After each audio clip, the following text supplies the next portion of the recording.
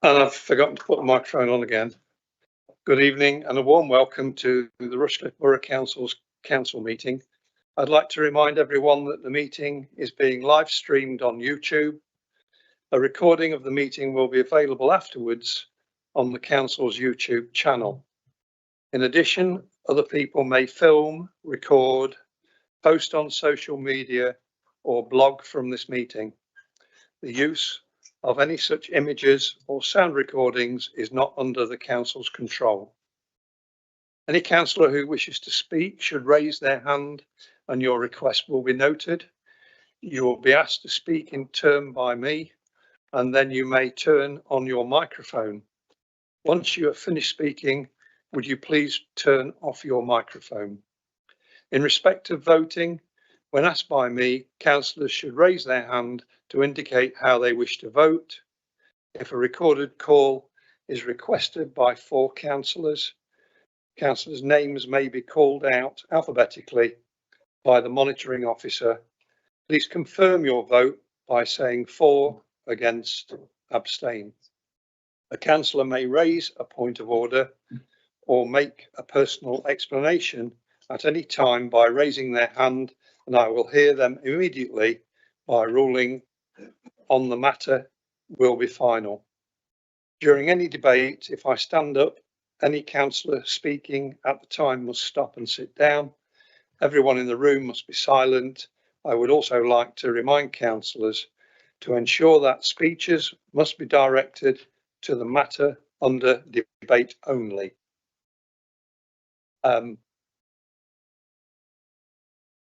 Opening prayer. Pause to allow any councillors the opportunity to leave the room before prayers are said. Thank you.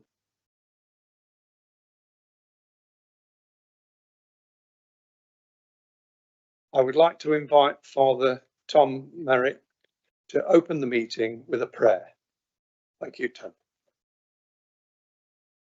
You may be as conscious as I am of the extremism and distrust and hatred in the world at the moment. I'm going to begin then with a couple of paragraphs from a sermon of Martin Luther King's. Probably no admonition of Jesus has been more difficult to follow than the command to love your enemies. Some men have sincerely felt that its actual practice is not possible. It's easy, they say, to love those who love you, but how can one love those who openly and insidiously seek to defeat you? Others, like the philosopher Nietzsche, contend that Jesus' exhortation to love one's enemies is testimony to the fact that the Christian ethic is designed for the weak and cowardly and not for the strong and courageous. Jesus, they say, was an impractical idealist. In spite of these insistent questions and persistent objections, the command of Jesus challenges us with new urgency. Upheaval after upheaval has reminded us that modern man is traveling along a road called hate, in a journey that will bring us to destruction and damnation. Far from being the pious injunction of a utopian dreamer, the command to love one's enemy is an absolute necessity for our survival. Love, even for enemies, is the key to the solution of the problems of our world. Jesus is not an impractical idealist. He is the practical realist. And so a prayer for peace in the world. Oh God, we bring before you the deep divisions of our world. Set in men's hearts the spirit of penitence, forgiveness and reconciliation, that we may no longer distrust or fear one another, but be drawn together in understanding, so that in unity of purpose we may seek the way of peace through Jesus Christ our Lord. Amen. And a prayer for this council. Almighty God, we pray for those who exercise authority in this borough. Grant that they may be upright in character and wise in judgment, seeking first and foremost the good of the community, not their own advantage, and so direct and strengthen them in all their work and planning, that they may further your will among us. Through Jesus Christ our Lord. Amen.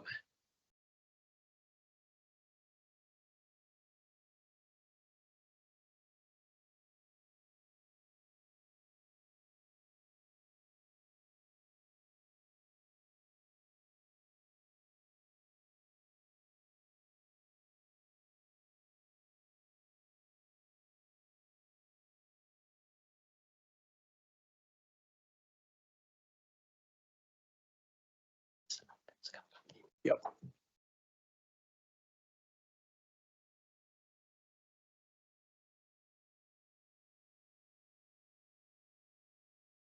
Thank you. Everybody has returned.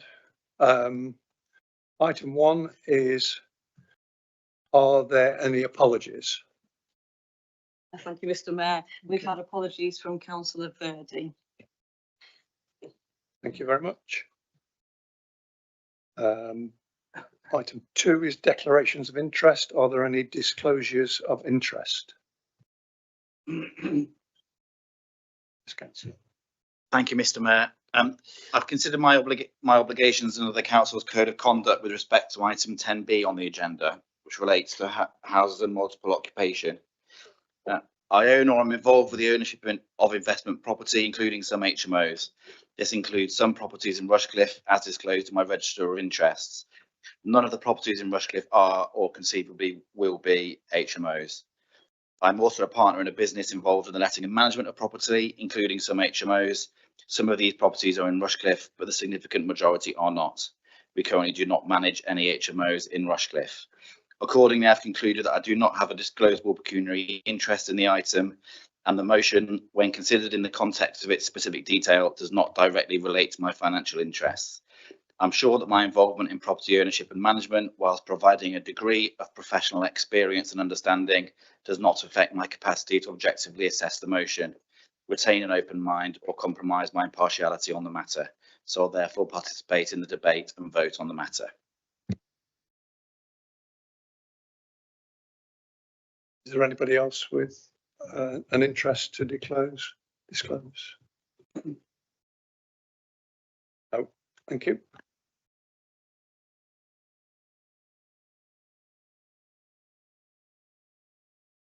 Put it on this time. Item 3, to approve as a correct record the minutes of the meeting of the council held on the 17th of July 2025. Councillor Clark, will you move the minutes, please? Happy to move those minutes, Mr. Mayor. Thank you. And Councillor Brennan, will you second the minutes, please? Yes, I'm happy to second them, Mr. Mayor. Thank you. Thank you.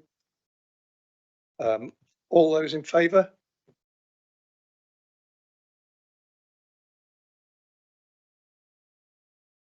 I think that's unanimous. Thank you.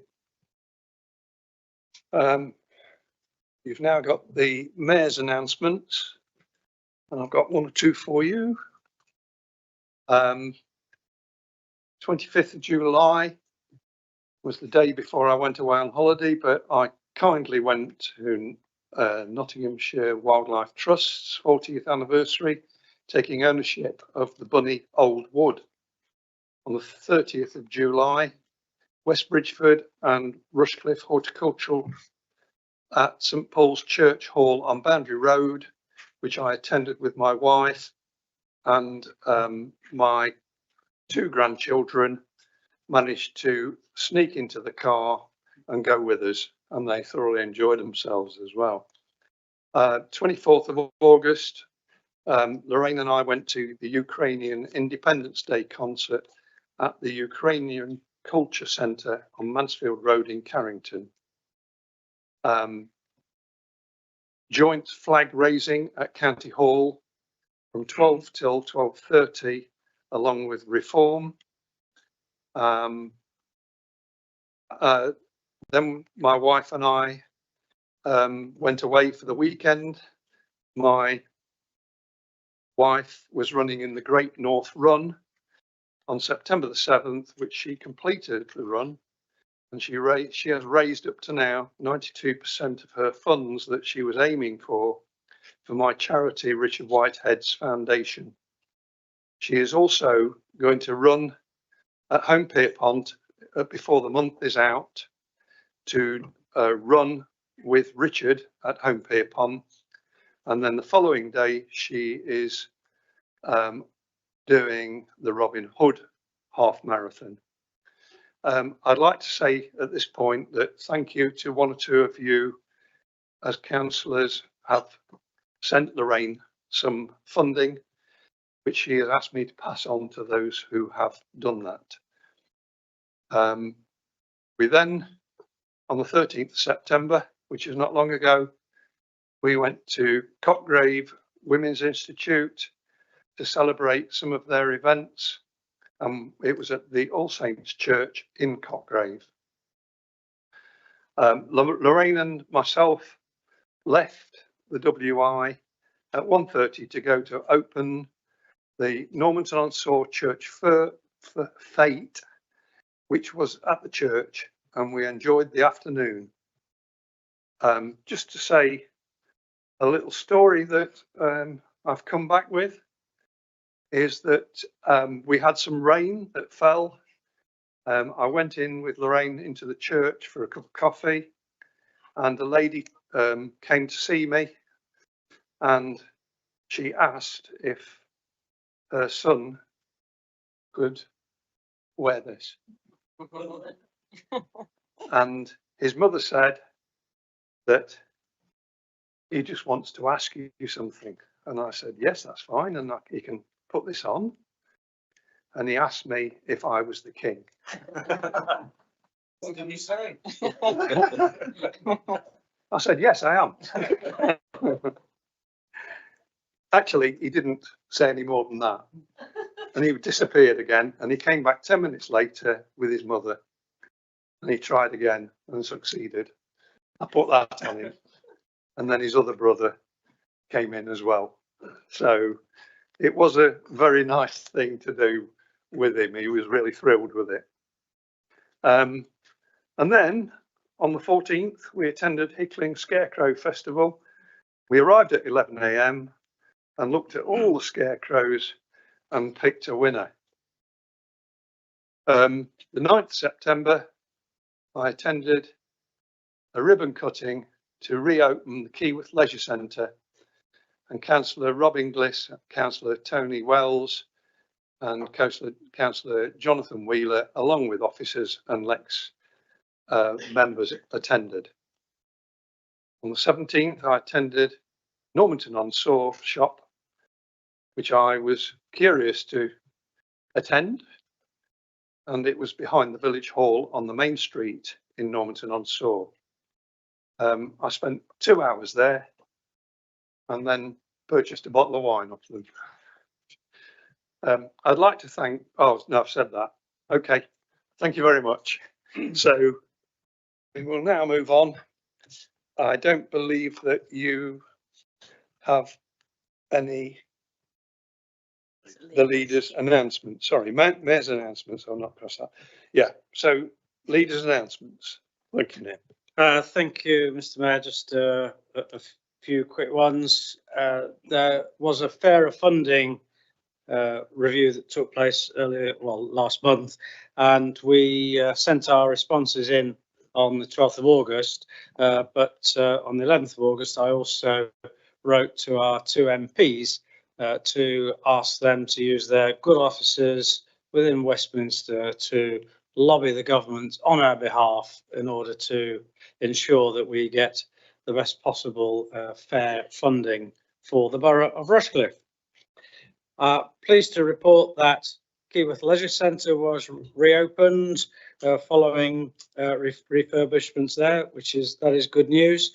And also the Sir Julian Khan Pavilion on Loughborough Road, those upgrades have now been completed and very fine it is as well. And I think, as probably everybody in the borough almost knows, the glass recycling bin rollout is now underway and being cause of quite a lot of varied conversations as people receive their bins. That's it. Thank you, Mr. Mayor. Thank you, Councillor Clark. Leaders' announcements. I don't think. Oh, I was putting you down as leader. Totally, Chief Executive. apolitical. Yeah. Is my role. No, I have no announcements. Thank you. Okay, Mr. thank you. Chair. Would you like to?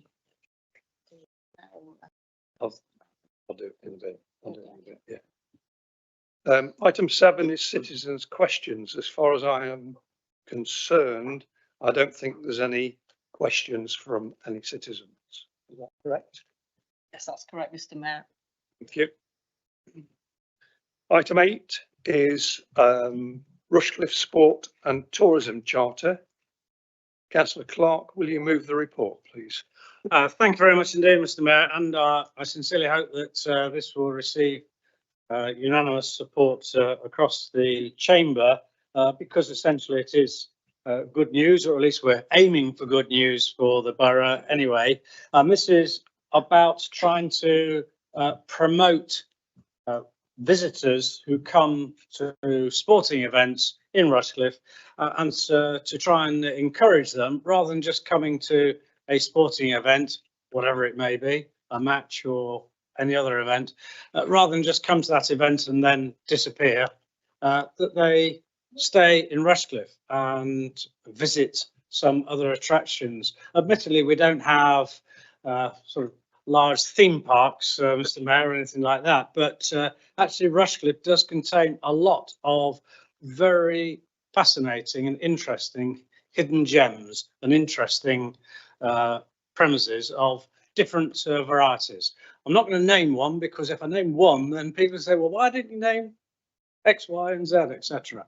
But there are lots of different places in Rushcliffe for people to visit. So this is about visitors coming from outside of the area. This isn't home territory attendees of sport, but we have now had 2 discussions, roundtable discussions at the highest level with our local sporting clubs, football, cricket, rugby, water sports, just as a start in order to get the ball rolling, because we want to push this ahead and make sure that we do all we can to promote the sport tourism aspect. This is about supporting the local economy in Rushcliffe.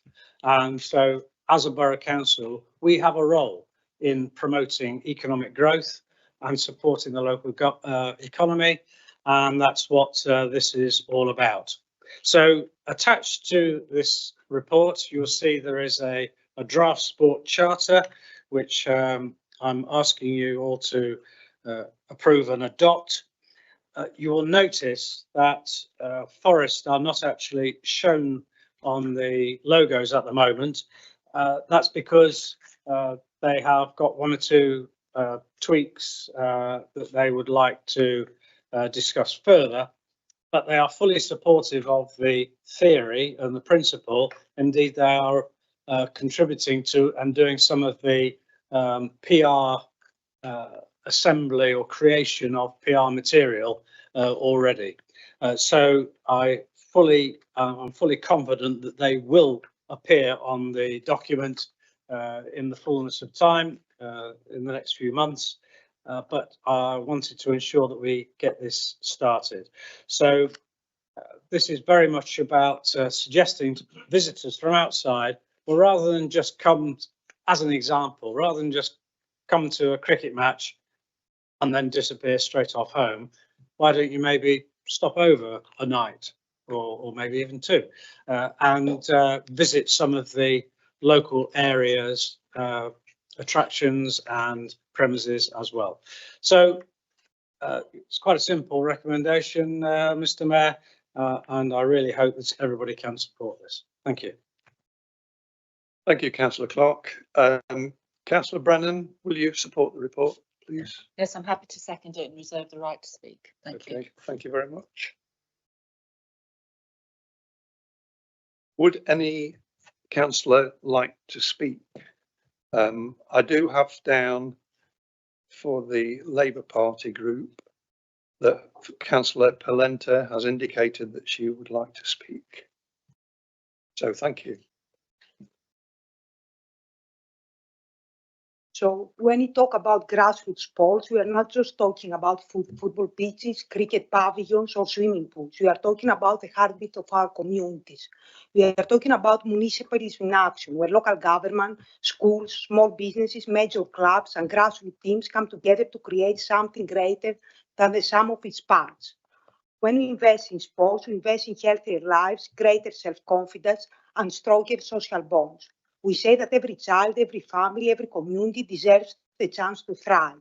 Sports becomes a common language, crossing divides, building solidarity, and creating belonging. And this is not only about health and happiness, it's about local prosperity too. Grassroots sports and sports in general can be an engine of growth. When towns host tournaments, when cycle tracks fields, when football and cricket bring crowds together, people spend in our cafes, in our pubs, in our hospitality, in our hotels too. Done right, sport-related generation keeps those benefits local. Through municipalism and community wealth building, we ensure services, strengthen local supply chains, and support small businesses that pay fair wages. This is a sustainable tourism, rooted not in exploitation, but in pride, culture, and community. Visitors are drawn to places with vibrancy and connection. They come for the matches, yes, but they stay for the festival, the walking routes, and the heritage. Municipalism gives us the tools to ensure tourism works for all of us, building resilience, not dependency, strengthening communities rather than hollowing them out.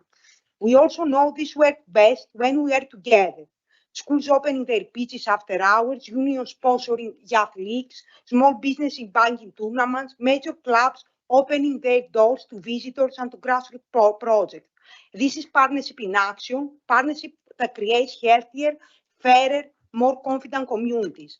But we need councils bold enough to lead. That means investing in public facilities, ensuring access for women, for disabled people and low-income families, making sport the foundation of regeneration strategies. It means insourcing services, creating good jobs, and putting community wealth building at the heart of our local economies. Let this be the moment where the sport pitch becomes the anchor of local renewal, where hospitality thrives, local suppliers benefit from public contracts, and young people find safe, supportive spaces to play and to dream. That is a future that municipalities can deliver. Thank you, Councillor Polenta. I have Councillor Sue Malinder has signalled to say something. Thank you. Thank you, Mr. Mayor. We will be supporting this. However, I think there's something missing from this draft policy, and that is the thought, some thought about the people who live very near to those sporting facilities. So Lady Bay, the ward myself and Councillor Richard Malinder represent, either has those sporting facilities within the ward or next to it. And so there've been roundtable discussions with Nottingham Forest, with Nottingham Rugby, with Nottinghamshire County Cricket Club, with Home Pierpont Water Sports Centre. Have there been any discussions, not as far as we know, with the people of Lady Bay and the surrounding areas of West Bridgford who are most affected by the number of people who come, but more importantly, the way they come? And unfortunately, I can't see anything, correct me if I'm wrong, in this policy that mentions any commitment to encouraging people to use active travel or public transport in order to come to these sporting venues. So that's a very important thing as far as we are concerned in this area. So we suffer from the effects, particularly with Forest, with parking problems. So we have cars, very large cars, parked on double yellow lines, parked on corners, parked completely on pavements, undermining the paving stones so that they become a trip hazard, causing blockages so that you can't see at junctions, actually blocking on several occasions the number 11 bus so that it can't get through and has to go down Radcliffe Road, so that people have to get off and walk, sometimes quite elderly people. Even emergency services, there's not room for them to come down the roads. So please, can we have something in this policy after it's come out of draft to look into this concern? At the planning meeting, where the expansion of the Forest football ground was granted by this council, it was agreed that there would be discussions with the Forest people, with the community. But so far, we haven't seen any discussions about that. I understand that Councillor Penny Gowland, in her capacity as a county councillor for the West Bridgford North Division, has been approached, but not by Forest, by Nottingham City Council to discuss these concerns. So we are very concerned that all this is wonderful, and it's really good that we are encouraging sport. We want to encourage sport for health and all those other reasons, and to bring people into Rushcliffe to see our beautiful borough. But do think about the people that live nearby, and please encourage people to use active travel or public transport in order to come to the areas that they're visiting.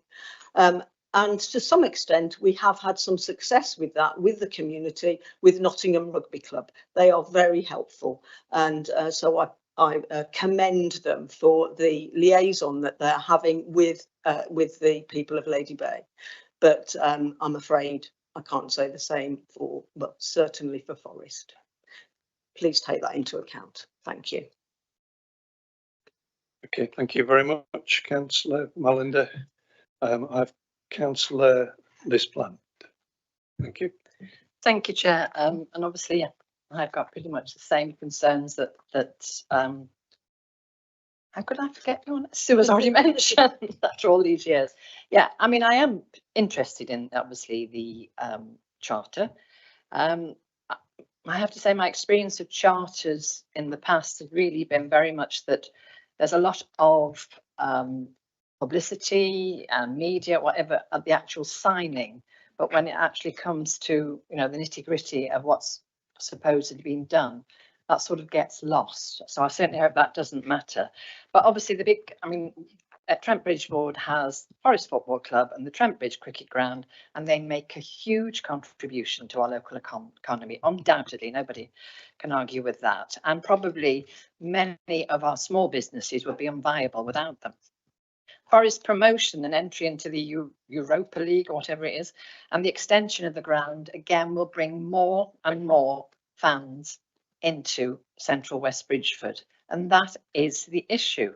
And whilst obviously the thrust of the charter is to improve the visitors' experience, we have to consider the impact of the increased numbers on residents and local infrastructure, and in particular the lack of appropriate parking. There is a positive in the points in the charter, and one actually says to have meaningful engagement with our residents to enhance the local community. Now that is really good to actually see that there, but it has to happen. And you cannot, we just cannot, we want obviously more, we want the visitor experience, we want tourism in Rushcliffe, we obviously want the success of the clubs and the cricket ground, but we cannot ignore the residents who live there, and obviously we'll be putting up with considerable discomfort on more match days during the next the next year certainly, and obviously with the increase of the ground. There is an opportunity here with greater collaboration and cooperation between Rushcliffe and the main sporting venues to use all the publicity of the signing of the charter, well, that the signing of the charter will hopefully generate, to communicate the message: come to Rushcliffe, the home of sport, but leave your car at home and use public transport. And we must use this to get that message across. Thank you. Thank you very much, Councillor Plum. I have Councillor Penny Garland. Oh, sorry. Thank you. Yes, I'm going to say the same thing, really. Just to add to it a little bit, I think there are things that the borough can do. It is really hard to get, honestly, the county or the football club to engage. And, you know, you are in a position where you can make this happen. It isn't just for us, it's coming to everybody soon, because on the 2nd of, I think it's the 2nd, don't quote me, the 2nd of October, the first international match is happening. I learnt this week, going to close both the bridges.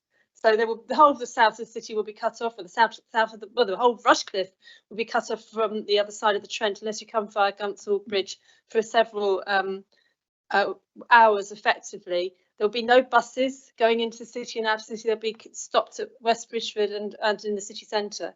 So this is a big inconvenience for everybody. I want people to come to that area. You know, it's great to see people enjoying themselves. I like living by the football ground, really, but we can't be in a position where it just brings everybody's lives to a standstill every time there's a match. As it's been noted, the rugby club, they're doing really well. I mean, we had a message today. There was a match. There was a car parked across somebody's car. They actually put out on the tannoy. Obviously, it's not forest. Somebody went to move their car. You know, they're responsive. It doesn't have to be like this. You have land, Rushcliffe has land, we have land which could be used for parking outside the city centre. And of course, we can try and persuade the club to include parking, transport in the ticket prices. And most importantly, we need a no parking zone for matches in the immediate vicinity. This is not new, you know all this. Please, please listen to the residents. Thank you.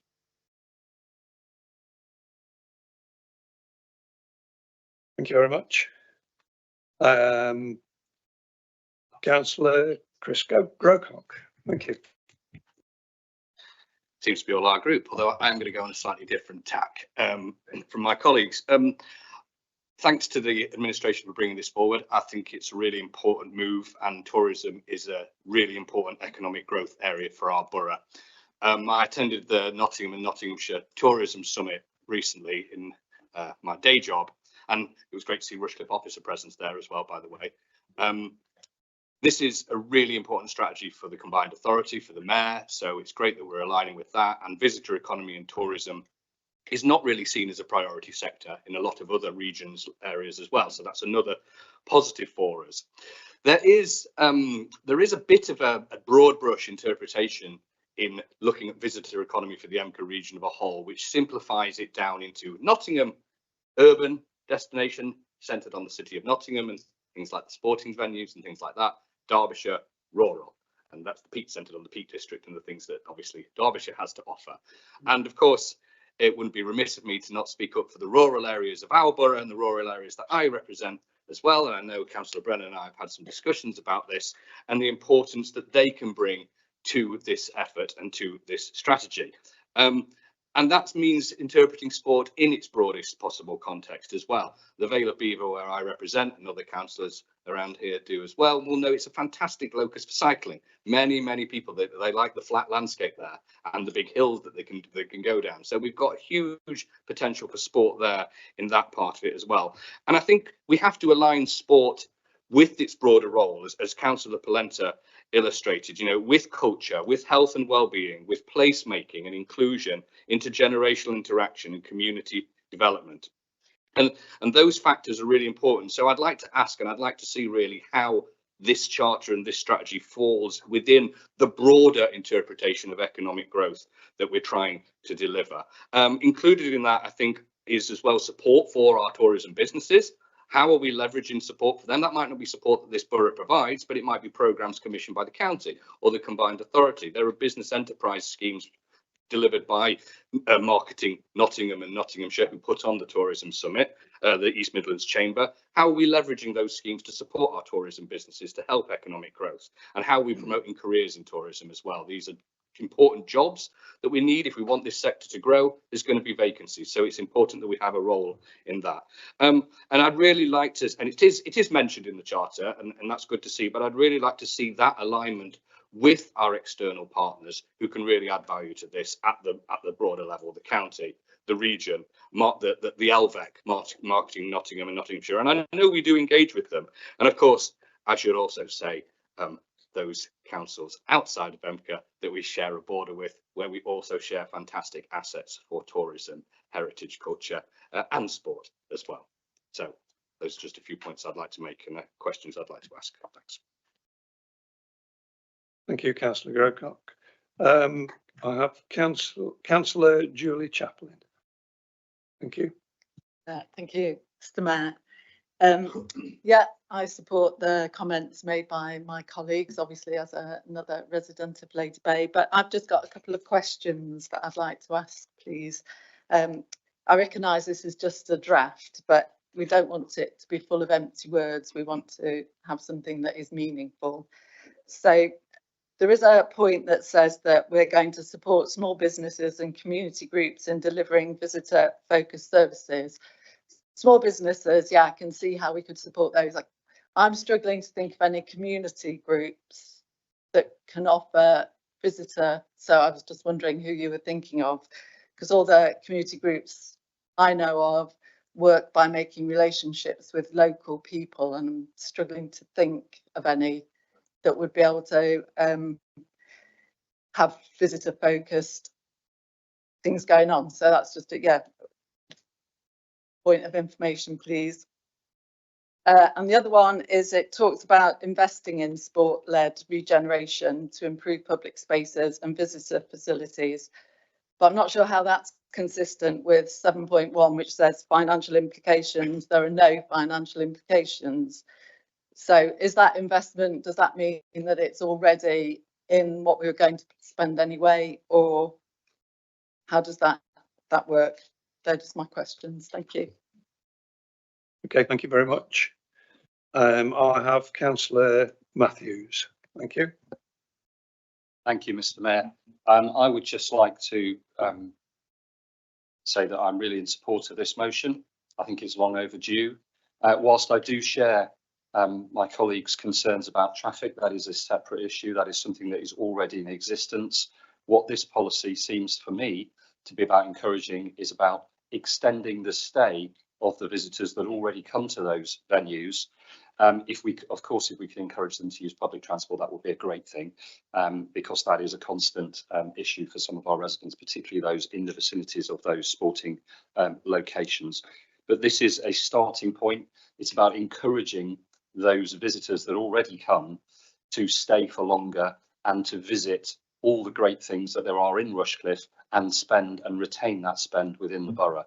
And if we can utilise their visitor numbers, their membership data, their emails, their wide marketing, which is now across the whole of Europe for the sporting club, and we can get some of those visitors to think about staying in the borough for longer, that has got to be a massive positive economically and growth wise for this borough. So I would just ask everybody to support this motion, please, and I'd like to see it extended even further. Thank you very much. Thank you very much, Councillor Matthews. Is there anybody else before I go to Councillor Brennan? Okay, thank you. Yes. Okay, thank you. Yes, thank you for all the comments. I very much endorse what Councillor Grocott has said and what Councillor Matthews has just said. Our economic growth strategy that we brought to the council earlier this year, was it even late last year, had tourism as one of our key priorities, and we know that EMCA is prioritising tourism too.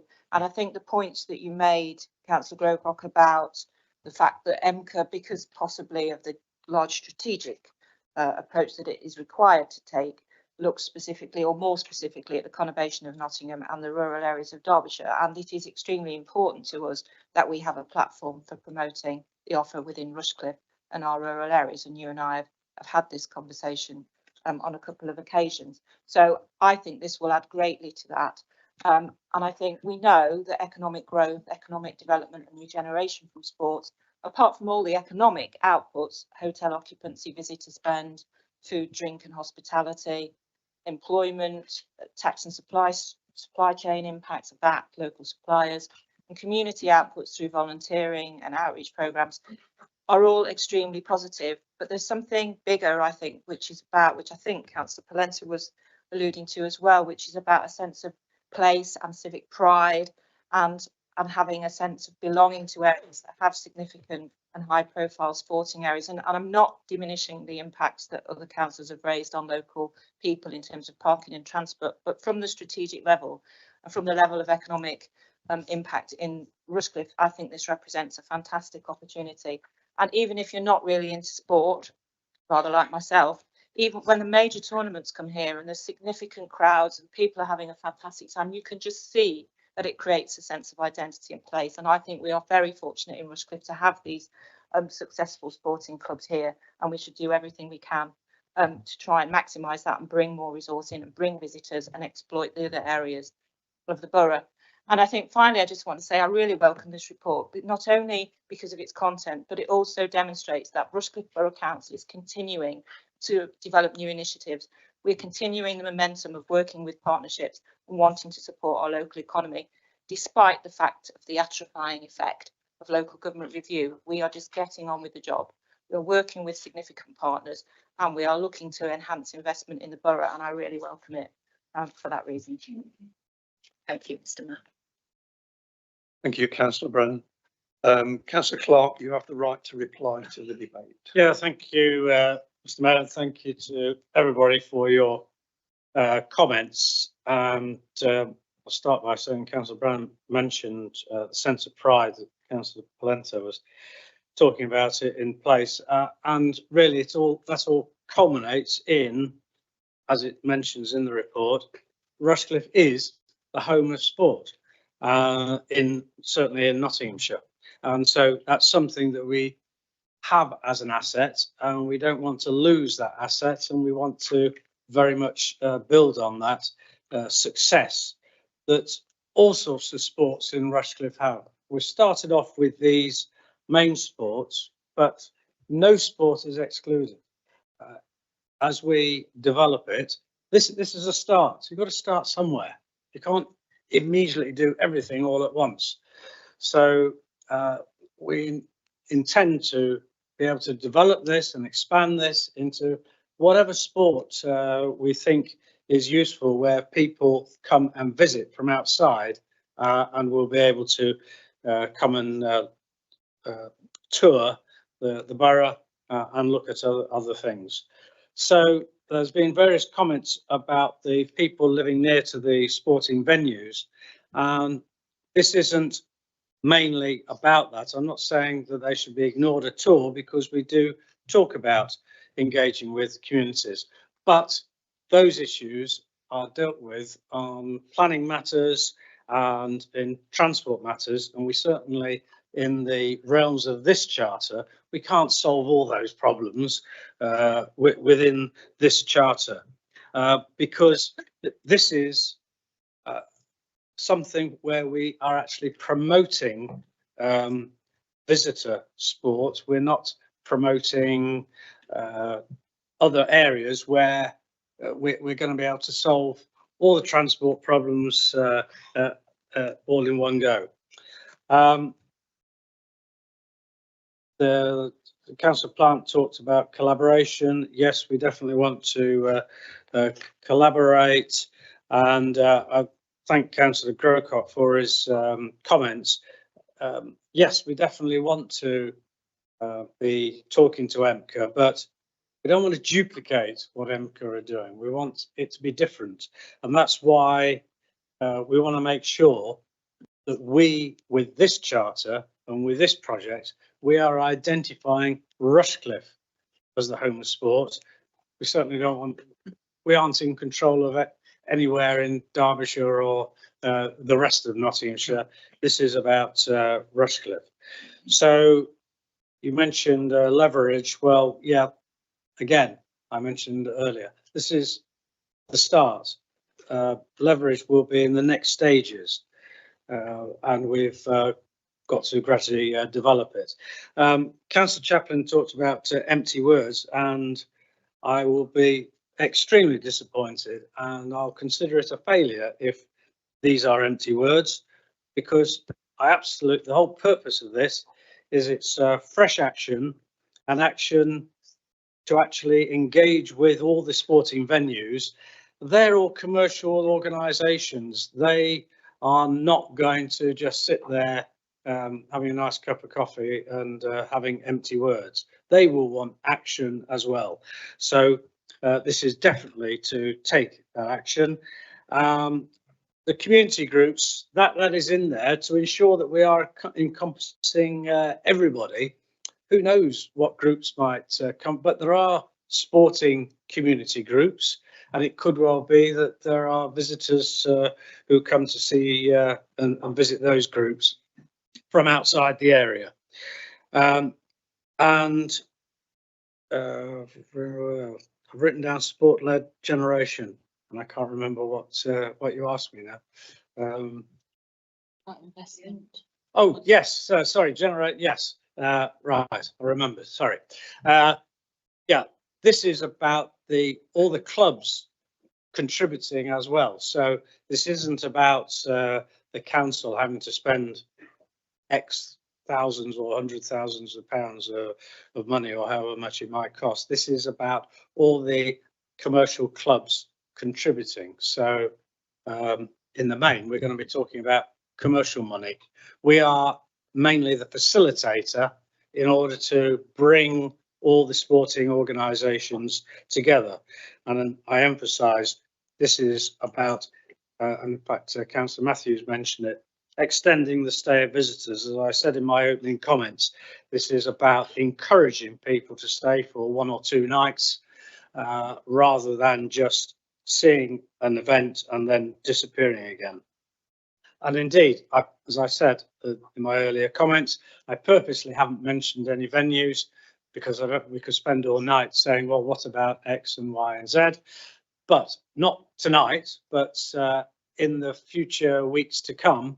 If anybody has any suggestions as to venues that you think that visitors from outside the area might want to visit, then please suggest them, because the more places that we could promote to help our local economy, the better. So this is all about promoting Rushcliffe as the home of sport and supporting the local economy and supporting our businesses and supporting all our sporting venues. Thank you, Mr. Mayor. Thank you, Councillor Clark. The recommendation in the report has been moved and seconded, so we can now move to the vote.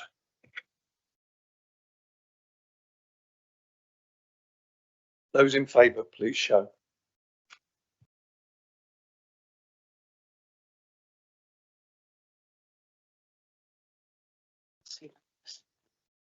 Unanimous. Thank you.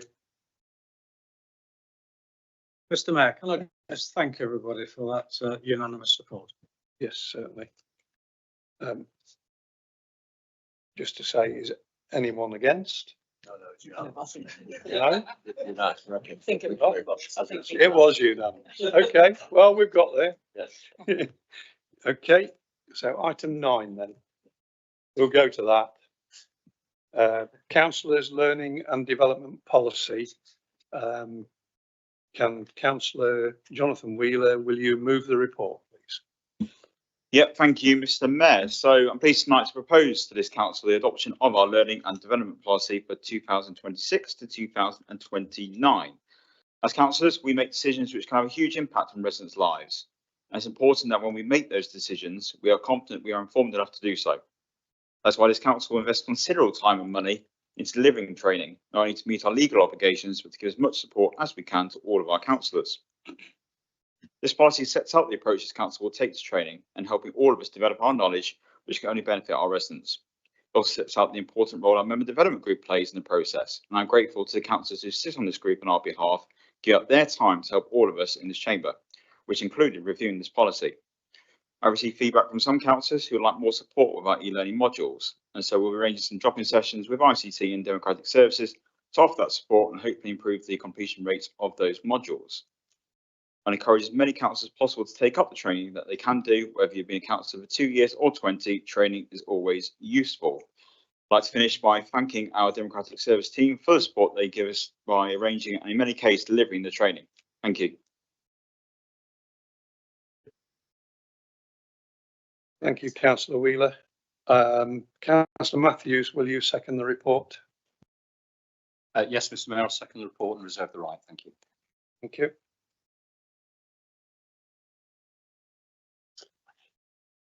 Okay.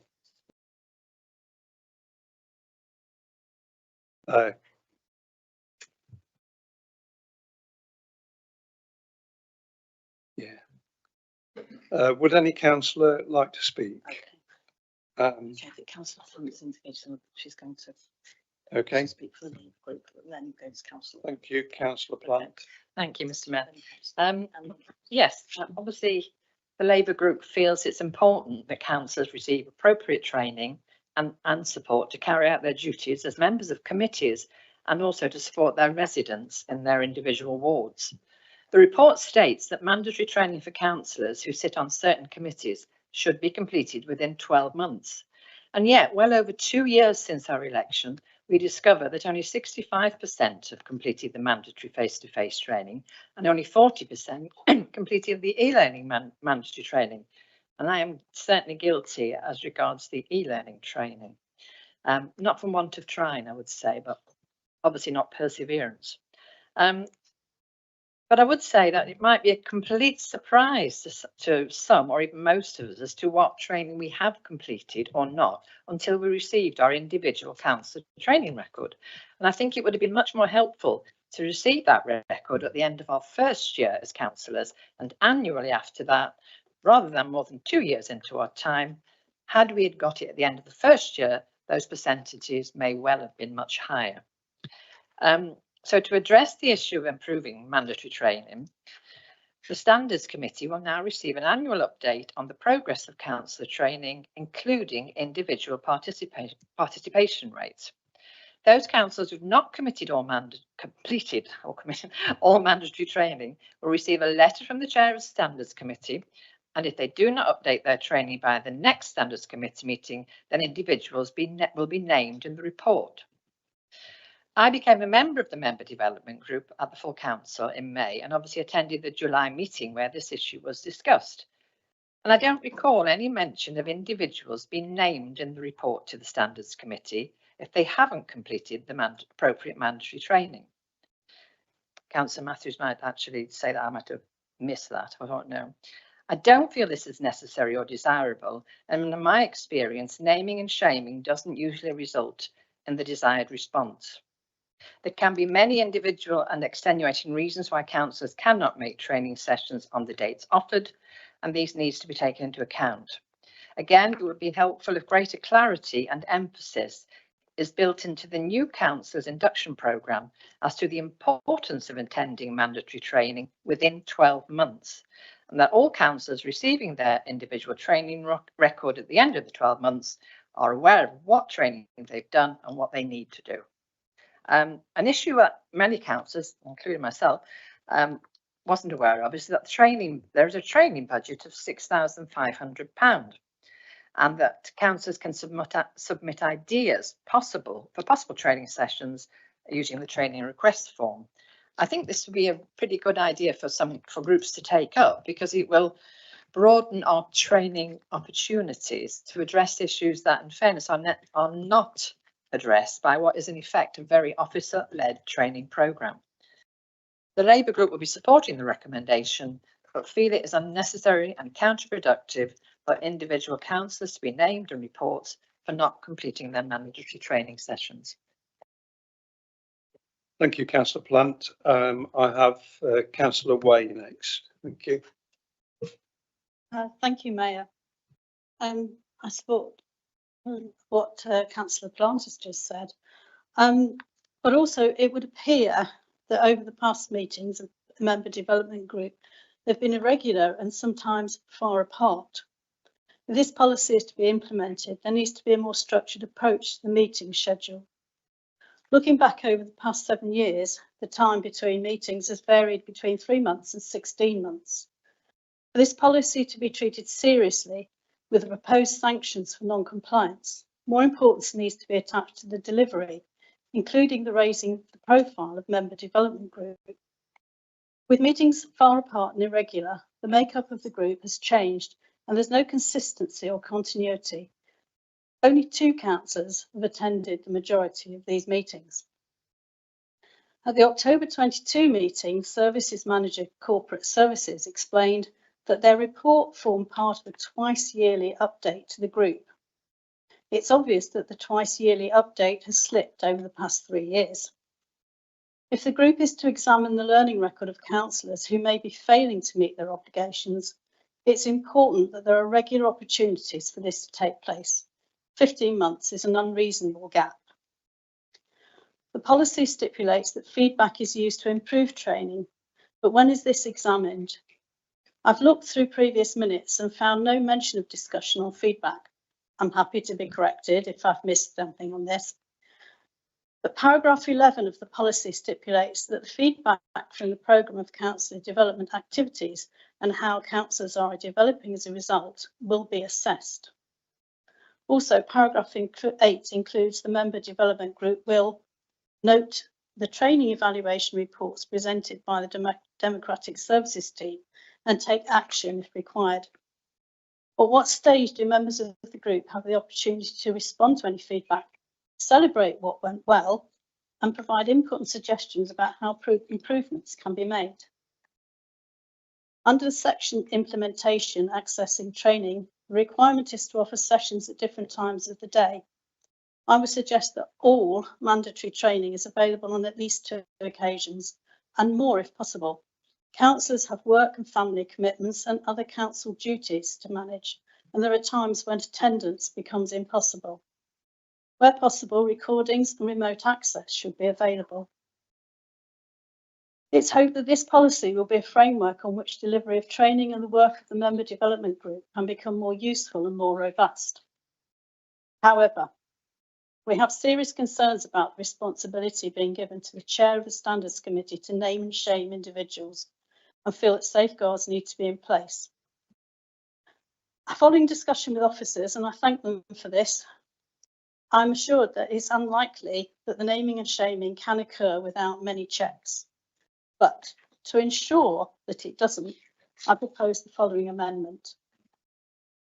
It's recommended that the Council adopts the 2026 to 29 Councillors' Learning Development Policy, subject to the following change in wording of section 11 of the policy.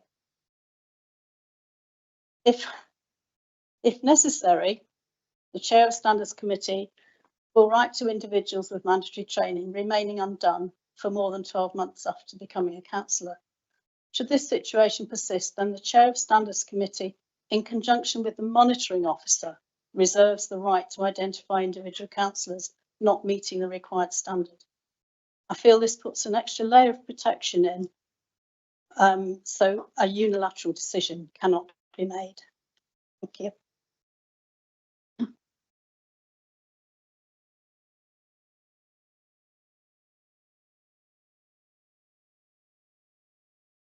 Councillor Wade, do you have a seconder? Mr. Mayor, I'm happy to second and reserve the right. Thank you. Thank you.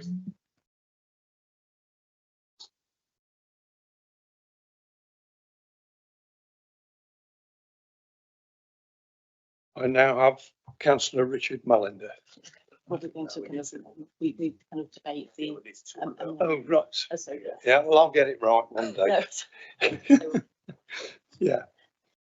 so now it returns to the.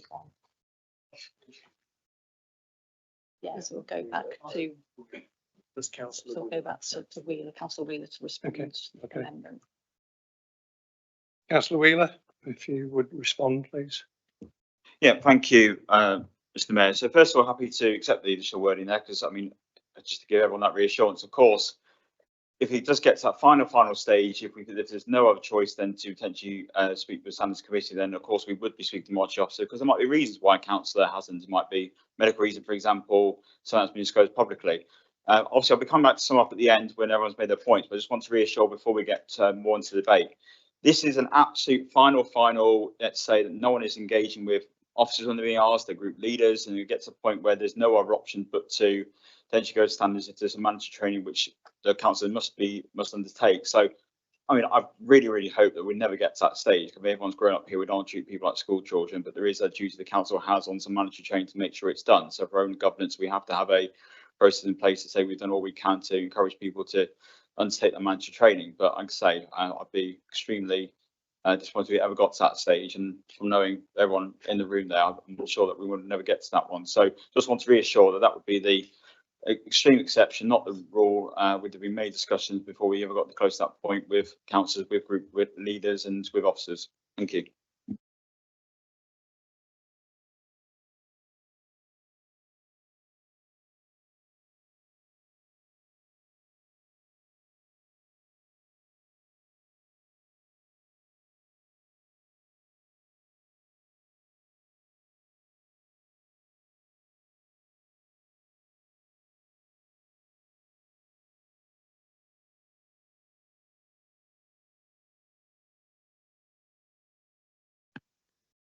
Councillor Richard Mullender, if you'd like to speak.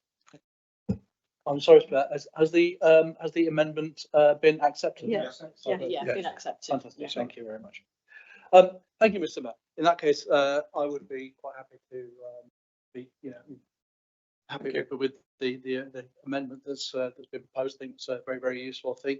I think most of the concerns I've heard of that I share with regard to the training. I'm former chair of the member training group committee, and yeah, it can be quite difficult. I sort of speak from experience of, when we've had these discussions before in member development, trying to cajole people into completing the training, and it can be quite tricky. Some people have problems with the e-learning systems. It can be quite difficult to get into, and people get lost with the logins and so on.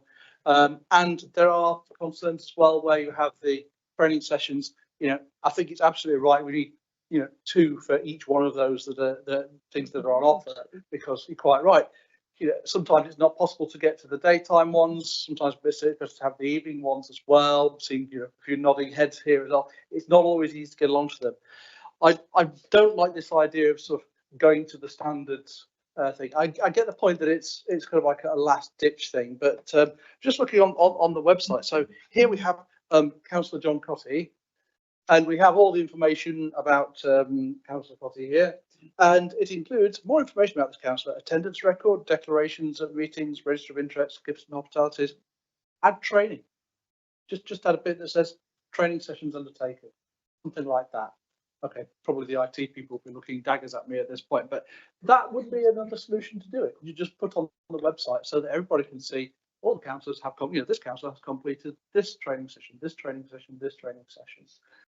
Then that information will be publicly available, and then the people out there can hold us to account. Just a thought. Thank you.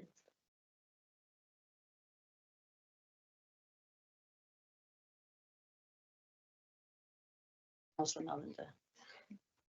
So, Is he moving that as an amendment? Yes. Councillor Mullender, are you using that as an amendment? I was just speaking to the. Okay. Thank you. All right. Okay. Thank you. I wasn't going to scare everybody that much, but just a thought. I could feel the thrill in the room there for a moment. Yeah, Councillor Chewing. Thank you.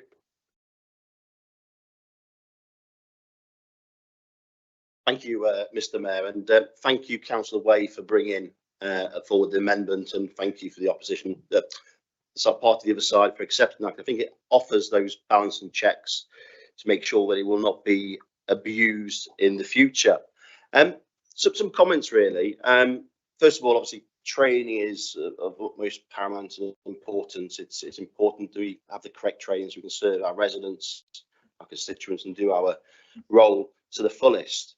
So I fully support we need to do more, because when you look at the stats on councillors that have not undertaken that statutory training, mandatory training. It is alarming, and we need to do more around that. Now, some questions that I have is around that data. Now, I'm looking at my own personal training records, which we all received an email in the last month, which was very useful to have sight of. And on there is a number of items that's highlighted in red, which is the mandatory training, not the training I've not attended, but the mandatory training. And then I look at those, and there's several in there that's got one date advertised. Okay, and actually there's the 12 sections as mandatory training that's highlighted, there's had dates along them. 6 of those had one date. That's not family friendly. That's not supportive in bringing people forward. I mean, you need to look at what we can do in future to make it more open, more inclusive, to encourage members to attend that training. Whether it is that training is recorded and the members have an option to then dial in and watch it and get it signed off, that's an option, or we look at more than one date. And that's something we need to look at. So I would ask us to make considerations when it goes back to the Standards Committee and what we're going to do to encourage our members to undertake this important training. Now I look at this training, and I'm pleased to say, Councillor Plant, I've completed all the mandatory e-learning personally, but I have missed some of the in-person ones. And I can put my hand on heart and say that. And I look at that and what can I do more? But I'm looking at the dates, I couldn't make them. Now, also, I've got a query really, so I'm looking at what is highlighted as being mandatory training. There's lots there. And one of them was around capital and investments. But when I refer back to my emails on when I first started on this council on the 15th of May, we had a list of training that was provided. Now, capital investments in the report that was sent to us recently was down as mandatory training. When I refer back to the email on the 15th of May, it wasn't. It was down as essential training. So I think we need to look at a review of actually our data that we're providing to councillors to make sure that it is accurate and representative of what it was advertised as. So that's something I'd ask to take forward. We get a definitive list of what was mandatory and when it was advertised, but we also then look at what mop-up sessions can be done to do that, because I didn't attend the capital investments training on the 21st of June 2023. There's not been anything since. I'm more than happy to go to that if it can meet my diary. So I'll ask that we look at that as well to move forward. Thank you.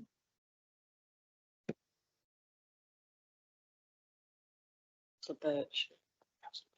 Oh, sorry, Yes. Sorry, Councillor Plenter then. Councillor Polenta. Thank you.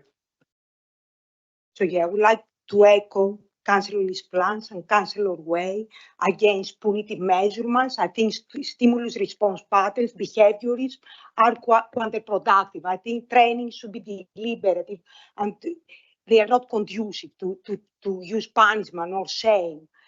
I think we should understand how crucial is training for our development, not only as councillors, but as members of this community. When we talk about training and personal development for councillors, it is easy to a certain extent to see it as something administrative, a statutory, a requirement to tick off so that you can say we are complying. And to be clear, that element matters, and I don't underestimate it.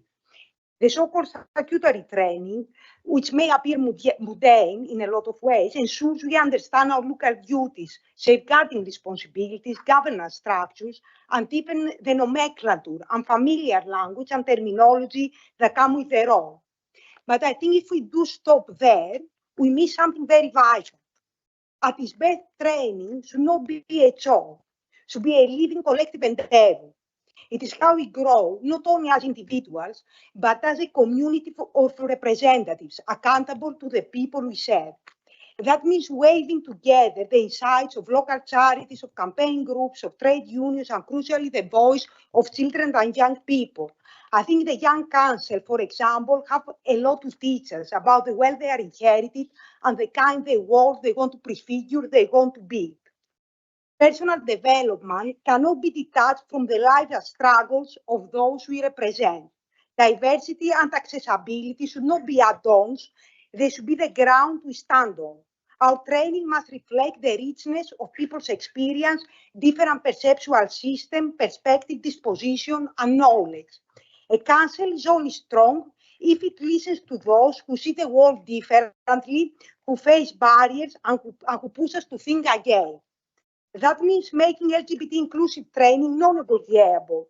It means building a feminist intersectional lens in which we plan and we see our neighborhoods. It means ensuring queer voices are heard. This is not an abstractification. It is a practical necessity in time of divisions and hostility. It also means paying attention to the language you use. Gender inclusive and gender neutral language shapes attitudes, dismantles stereotypes, and helps to create a culture of equality. So we need to commit to training that does more than prepare us for the job. Let us embrace training as a practice that reshapes how we work every single day, how we design policy, how we open doors, and how we stand alongside movements for justice. If we do this, personal development becomes political development. It becomes the heartbeat of a council that is feminist, that is inclusive, that is rooted in solidarity, and becomes a way you make good on the promise that local government is for all, not just those who already hold power, but for every neighbor, every worker, and every child who dream for a fairer tomorrow.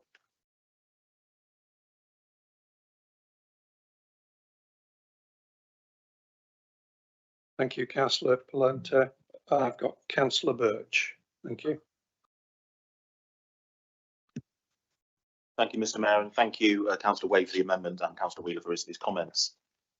I think I'm one of only 2 councillors that have been on the member development group for all 3 of its meetings. Myself and Councillor Williams, the 2 most handsome councillors in the chamber, and obviously there has been a high turnover of members.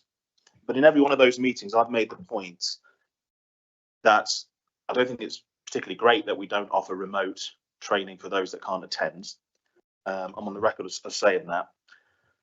And I do think there's an issue here, actually, because when you look at 65% of face-to-face mandatory training being attended and 40% for e-learning, that tells us something, because we actually have quite a good attendance as a council in terms of attendance at meetings, committee meetings, or full council meetings. Councillors as a whole attend 87% of those meetings, and yet we've got these low figures for training. So that tells me we've got a highly conscientious council full of conscientious councillors that put the effort in. I mean, if you compare it to some other councils, that's a good attendance record. As a side note, Rushcliffe Independents are the only group to have 100% attendance record in the council. So we have a conscientious set of councillors, but the training is low. And I have to say, I do think the way it's set up, it does indirectly discriminate against certain councillors. I've got a young family and I work a lot of evenings. It could be that we have councillors who work shifts. It could be we have nurses or doctors or warehouse operatives or whoever it is. And our training regimen does not cater to those people. And I think we should have more inclusivity. And I think we do need to look at that. And it still boggles my mind why we can't record the sessions when it's not done by a third party, when it's done in-house, record the sessions, offer access to councillors into the building at an opportune time, maybe in one of the conference rooms, so you can record and log when they've done the training, and then they can do the training. And that would help everybody, I'm sure. But that seems to be something beyond the realms of this council for some unknown reason. So I do think there's more we can do with regards to that. But I will be supporting what's been brought forward. But I do think we do need to look at how we offer the training to councillors when it's offered. And just to reiterate Councillor Chewings' points, of the mandatory training, there's 12 mandatory training topics. 6 of them have only offered 1 date to attend. And if you can't attend that date for childcare reasons or whatever it is, then there's no comeback. There's no remote alternative offered. So I do think we could do more, and I do hope we can look into that. And as I say, get more people involved. You know, we're not all councillors in retirement age. You know, some of us have young families, some of us work in the evenings, and we do need a little bit more help in that regard, I think. Thank you. Thank you, Councillor Birch. I've got Councillor Gowland. So I was just going to be really quick. I was actually going to say what you said. I think there 12 sessions of mandatory training in a, preferably less than a year. It's quite a lot, because many of us have got community groups we're going to. I mean, many of us will have been out every night this week at something. I wonder if we could discuss, not now, but different ways of approaching this, either maybe bunching some of them so we have a kind of, you know, super session, or having some online, or having all of them available online. That may mean changing the training and of course recording them. You know, there are other ways of doing this and make it more easily accessible.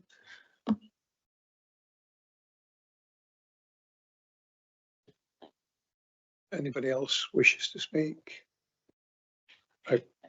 Okay, I will ask Councillor Matthews, because he has reserved his right to speak, if he wishes to take it now. Thank you. Thank you, Mr. Mayor. Yes, I'd just like to thank the councillors that have spoken for their words. I agree with quite a lot of what's been said, and thank Councillor Way for the amendment. It was, and Councillor Plant is quite correct, it was never in the councillor development group discussed about naming and shaming. However, it was discussed, and it is in the minutes, that members that hadn't completed their training would be, the details will be sent to the Standards Committee.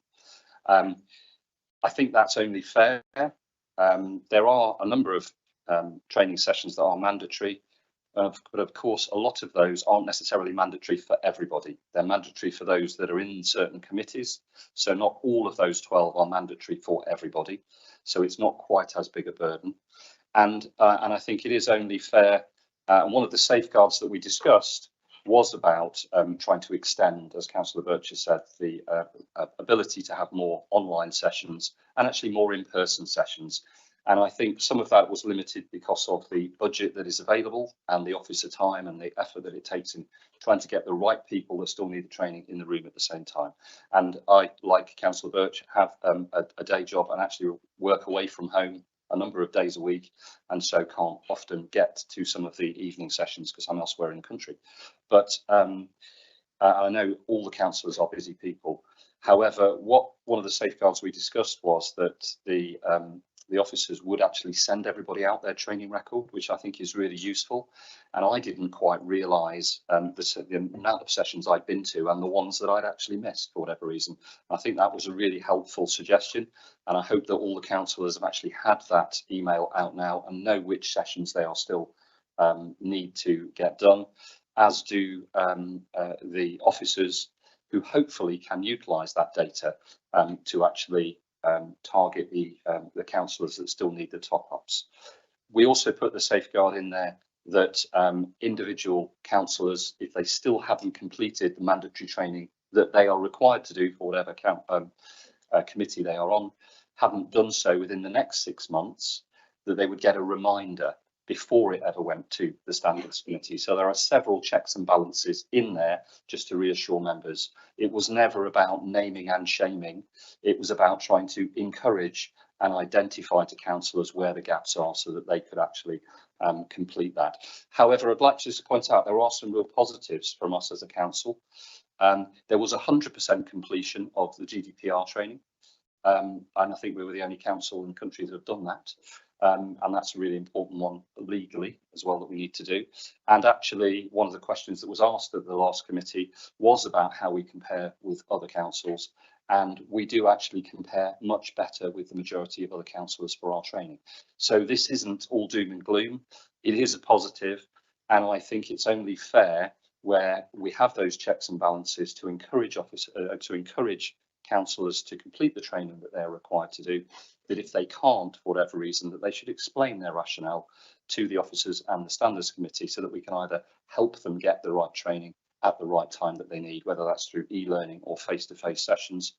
And if we have people that won't, for whatever reason, then that is a matter for the Standards Committee to progress, not necessarily one for the Member Development Committee. But thank you. That's I just urge you to support the paper in front of you. Thank you. Thank you, Councillor Matthews. Councillor Wheeler, you have the right to reply to the debate. Thank you, Mr. Mayor, and thank you very much for the debate. I've made a lot more notes than I thought I would before the evening, but that's always a good thing to be able to explain and to have this discussion. So first of all, thank you, Councillor Matthews, for your explanation. Spot on as always. I think talk about this. You know, I understand name and shame is a great buzzword. Give an example. So GDPR for one example. So we have a by-election, you know, a couple of months' time. Council comes on, they refuse to do GDPR training. No, we'll never do it, etc. as a council, we have a legal opportunity around our data, and we have to be able to demonstrate that we have got processes in place that we are protecting our residents' data, and to not have that kind of sanction at the end could also put this council in very difficulty, and as these other councils will be in if they're ever challenged who aren't at 100%. So that is the giving an example why that ultimate sanction, that would be, as I said before, if councils are absolutely refusing to engage, they refuse to talk to absolutely no chance ever doing that mandatory training, but they are putting this council at risk. That'd be the, and like I say, I'm confident as I can be that we'll never get to that stage. But it's important we do have that written down in a obviously down in the council books, just in case we do need to get to that stage. Talked about the different people beyond a member development group. Now, obviously, that's up to group leaders who they put on groups. So I can't control that and attendance, but also encourage the high attendance as possible. And thank you to all those who do attend. I say again, and as well as Councillor Williams for the time you put on the last couple of years being there, we do appreciate it. In terms of the timings of meetings, yeah, I think before the group was more ad hoc when there was something that was deemed appropriate to bring to, but we have recognised it would be really important to do some more frequent meetings. So that is already going to be planned into the diary to do more of the member development meetings as we get over the next couple of years. So there will be important items to bring potentially around LGR for people to go through. So we'll absolutely take that on board to do. Training records brought up about the fact they've not been sent out before. Someone go away and check, because my belief was group leaders did have it sent to them in previous years. But if that didn't happen, then obviously I'll find out why that didn't. But we'll make sure learning records are sent out. Completion rates, glad to say in the last week or two, I'm told it's shot up. So obviously having this item on there really helps. So maybe we should have this on every council meeting, and I'll have my tin hat ready, but that might get us up there. So thank you for those who have done it. And as I say, we will have training sessions in place to help support. Dates of training time is completely taken on board. I think there's been quite a few cases when Democratic Services have sent out emails asking people dates and times, and literally we're getting the wide range of people when they want to do it. So it's very hard to pick dates and times, and sometimes we are reliant on external trainers who will only do certain times and dates. But take it absolutely on board. We want to make sure we encourage as many people as possible to go and have that wide range. So I will look at that again with officers to see if there's any way we can look at extra dates and look at those timings, and we will go out and consult as many people as possible. In terms of online, absolutely, we'd like to do as much online training as possible. There are some training modules where we have to do in person. We have to be absolutely sure the person has done that training. Give example, before we've had some online training where people turn the cameras off, gone on mute. We don't know if they're actually participating, don't know who else might be in the room. And some training has got confidential items in there. But again, I will speak with officers if there's any way that a training can be online that we are able to do, absolutely, and recordings sent out afterwards, even if it might not count as training, but we have got a way to send out recordings. I think that'd be really useful for people to go over just for their own training and development to do. I believe a couple of forward points. If I missed anything, I do apologise. Feel free to call me afterwards to have that discussion. But again, just to really reiterate that point, I understand why some people might be fixated on the standards item, but really would be an absolute last resort. I really hope we wouldn't get there, because as I say, as we've just shown, monitoring GDPR, we are there as councils. I think we are really responsible and to undertake that training and respect the fact the work officers do to help in that training for us. Again, really appreciate everyone who does do the time to take the training, and thank you for all your feedback this evening, and really would encourage you all to vote for this tonight. Thank you. Thank you, Councillor Wheeler. The amended recommendation has been moved and seconded, so we can move to the vote. So, councillors, would you like to vote? All in favour. All in favour.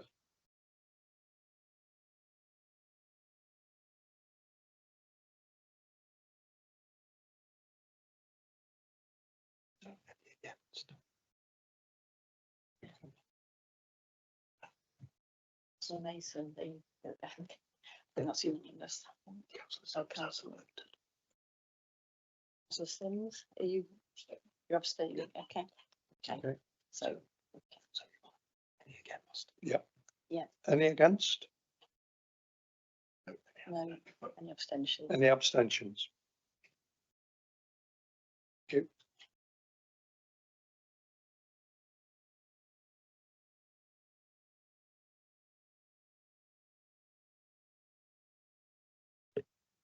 I declare the vote is carried. Thank you.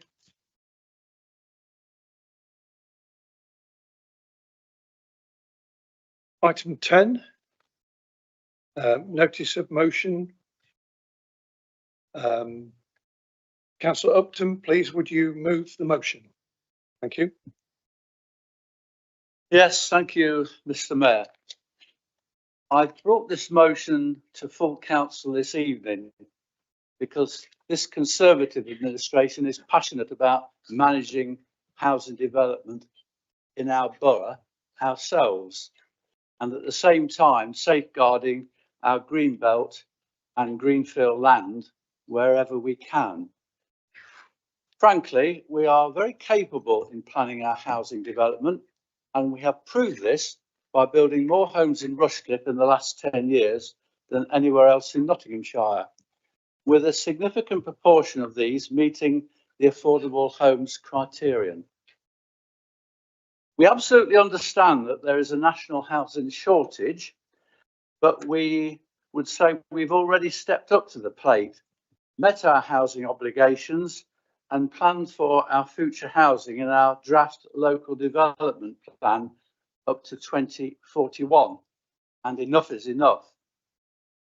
We don't need a centralised mandatory housing target forced on us by the socialist national government with its overtones of centralised state planning that was so familiar in the former USSR. Centralised state planning didn't work then. In my opinion, it won't work now. Recent house building statistics show quite clearly, even today in the press, that across the UK, the number of new homes being built is less now than at the same time last year. And I really think that the Labour pledge to build, baby, build looks dead on arrival. Labour's target of 1.5 million new homes to be built in this Parliament, or 300,000 a year, was and is, in my opinion, totally unrealistic. Centralised state planning will not work. 13,000 new homes were allocated to be built in Rushcliffe in the last decade, and around 6,000 of these were accepted by us under the duty to cooperate to meet the needs of Nottingham City, who said they could not accommodate them. The government's new mandatory housing targets in 2024 outlined nearly 4,000 further new homes to be built in our borough up to 2041, which increases our annual build from 609 to 831 houses. Yet, by comparison, Nottingham City, with a higher number of brown and potentially newly defined greenbelt sites, has been given the lower target, reducing its annual build target from 1,845 to 1,247. Where, I ask, is the equality in this? The government has introduced mandatory housing targets and is proposing planning reforms that we believe will give more powers to the house builders, and we are opposed to this. If you believe in local democracy, that local politicians and officers know their area better than London-centric ministers and civil servants, and you want to preserve Rushcliffe's green belt and green spaces from overdevelopment, then you should support this motion, which proposes that we write to Steve Reed MP, the new Minister for Housing, Communities and Local Government, to ask the government to abolish mandatory housing targets for district and borough councils, safeguard greenbelt and greenfield land against future development, where an area such as us has met its house building obligations in the last 5 years. And finally, create a new approach of identifying brownfield land in city centre sites for housing development and produce targets for them, regardless of our current local government boundaries. Thank you, Mr. Mayor.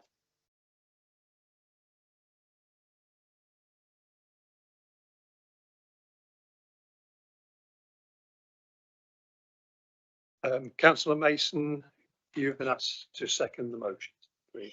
I second the motion and reserve the right to speak. Thank you. Thank you very much.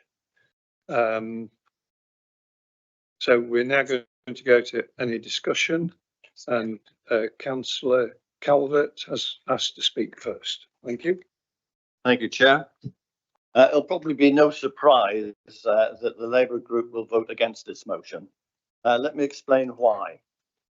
Firstly, I would suggest that the main reason more homes were built in Rushcliffe in the last 10 years than elsewhere is not because of the removal of housing targets, but because the council spent a lot of the previous decade, that's going back to 2006, falling out with the Government Office of the East Midlands at the time, the Highways Agency and the County Council by abandoning its local plan process. So Rushcliffe has had to play catch up over the most recent 10 years. And it is worth noting that all this house building has been under the watch of Councillor Upton. Secondly, our council has been working closely with Nottingham City Council and Broxton Borough Council for several years, preparing a revised Greater Nottingham strategic plan. At the heart of this plan are targets for housing completions up to 2041 for each of the 3 councils. This council approved the new housing targets for Rushcliffe as recently as the 6th of March this year. We see no reason why district and borough councils should suddenly abandon these housing targets and put the progress of the strategic plan in jeopardy. We also acknowledge that their importance in achieving the national target of building 1.5 million new homes in the 5-year period up to 2029. Furthermore, we think it is premature to consider the current LGR process as a valid reason for abandoning the existing housing target policy. Finally, your proposal to safeguard most of Rushcliffe from any future housing development, but focusing it on brownfield and city centre sites, has very little strategic merit. As a policy, it resonates the familiar drumbeat of anti-city council and anti-Nottingham sentiment, so popular with some of those sitting across the floor. The proposed policy has very little alignment with the sustainable spatial strategy you have been supporting for the last 15 years with your partners in the Greater Nottingham Joint Planning Advisory Board. Indeed, this whole motion seems to be a major step backwards to those bad old days of 20 years ago when this council was at odds with its partners and its national reputation was at an all-time low. We, the Labour Group, do not want that to happen, and therefore we will not support this motion. Thank you. Thank you very much. Councillor Thomas. Yeah. Councillor Thomas, thank you. Thank you, Mr. Mayor. Oh, excuse me. Stand up. I don't particularly disagree with Councillor Upton's comments to the government, but I don't think these actions are sufficient. Yes, we can tell the government what we think of its policies. There are often consultations about such matters, which the council responds to, and Councillor Upton, as portfolio holder, is often the only one of us councillors who has the opportunity to contribute to the council's response. If he wants to bring the rest of us into this, rather than asking us to vote for a motion at council, I'd suggest that a better way would be to come up with an inclusive approach to involve all councillors in responding to government planning consultations on behalf of the council. We are where we are with government policy. I'd be more interested in a motion that looks at what Rushcliffe proposes to do about the reality of the fact that we may be, as Councillor Upton says, forced to take more housing than is planned for. Rushcliffe needs to keep ahead of the curve on this, rather than just reacting to events or behaving like a victim.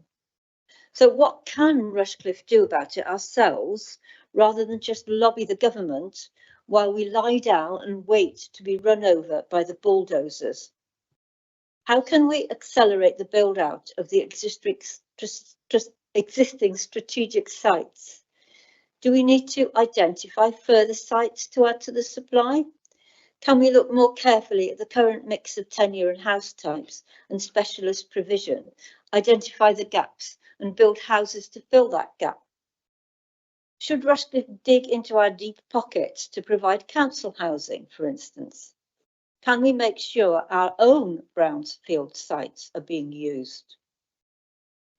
So I'm offering an amendment to include 2 actions that the council can take itself, which hopefully will appear on the screen as if by magic.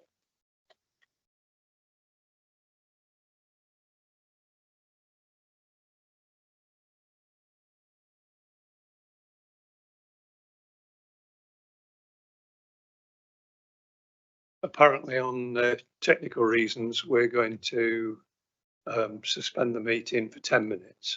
Adjourn. Yes, adjourn. Thank you. 10 minutes.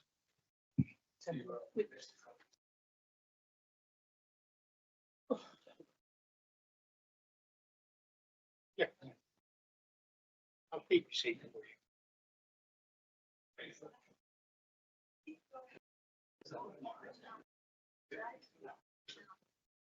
Independence tonight.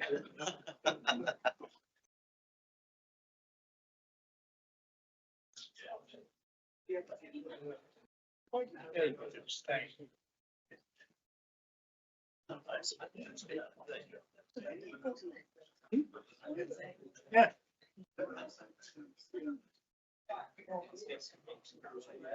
We got thrown it up.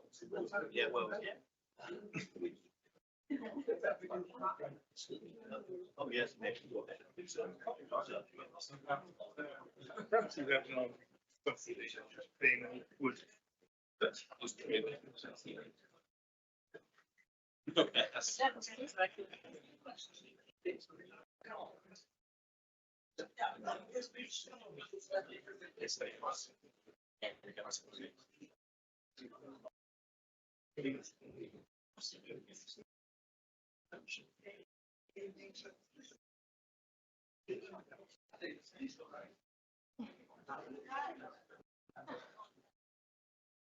I'm just cut off. Is it 10 o'clock? That's totally essential.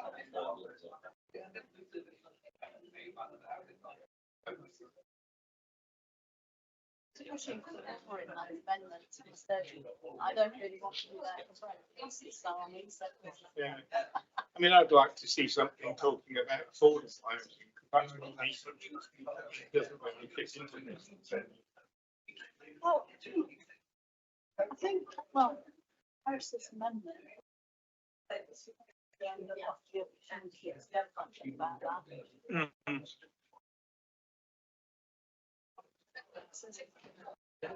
You know, it is found. But you can't deny the fact that we are going to expect elections of this. You need to do. Make sure those targets, those down communities. Yeah. Not what's sort of in London. That's right. Well, I mean, Barrett's Barrett's and Wilson, the development thing.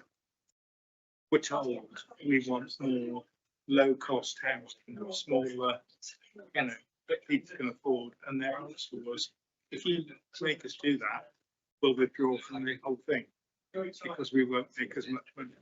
I know they use that as a thing, don't they? Viability. Then they agreed to it and then they come back with another variation. Yeah. And we aren't getting sort of housing. I mean, they say, oh, we're going to go to low cost housing. I don't call Yeah.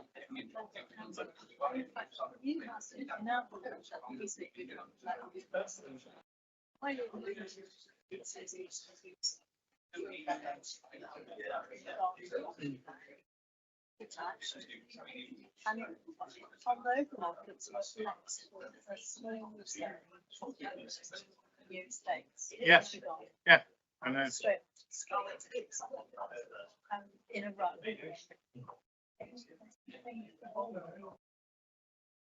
Tiny rooms. They put downstairs a little because you have to format it in there. So build it once. But there's a house that's extending. There are people who think they have to have a new house. That's right. Yeah. Then they get in there and realise you can't think of the house because it's gone up.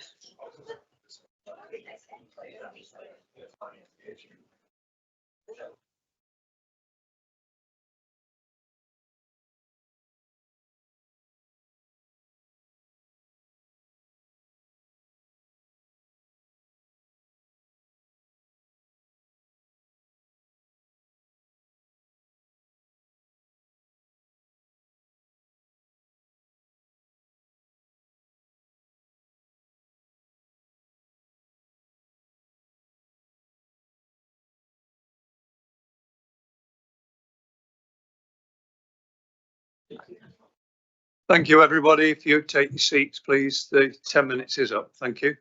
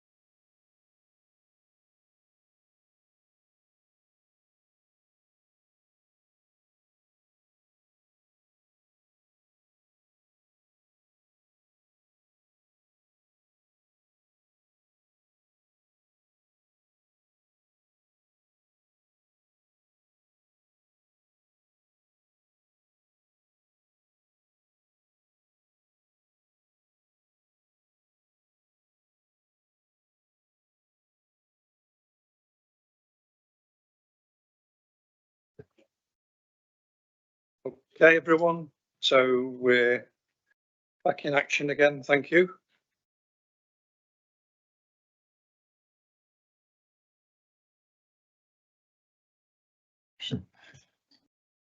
Thank you, Councillor Thomas. The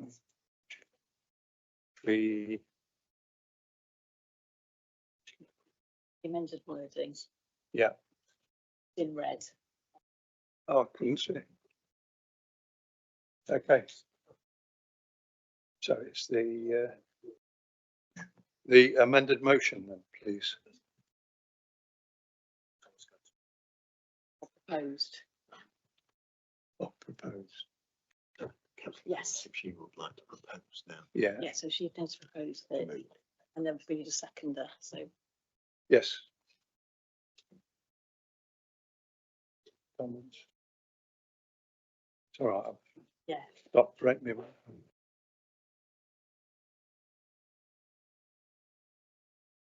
If Councillor Thomas could are you willing to move this amendment? Yes, I was just going to say, the council can do some things itself rather than just write to the government. And these were the two things I was suggesting. So I move the amendment and Councillor Way will second. Thank you.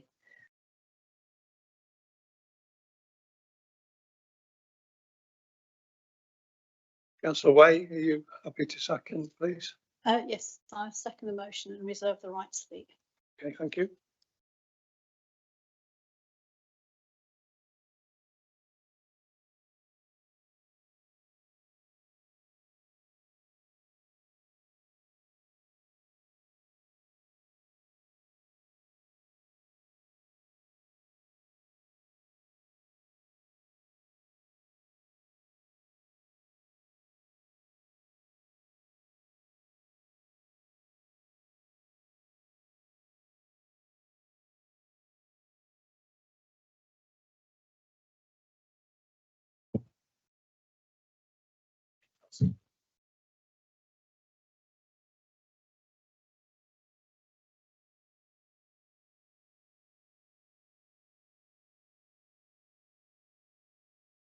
Councillor Upton, are you happy You accept the amendment? to accept the amendment?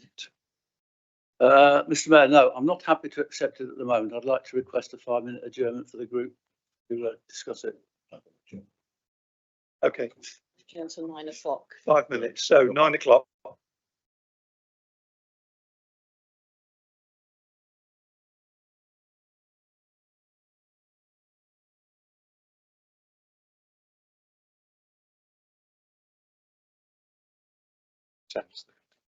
Yeah, I It, think. it does follow on a bit more, so I get to learn what I'm doing. Yeah.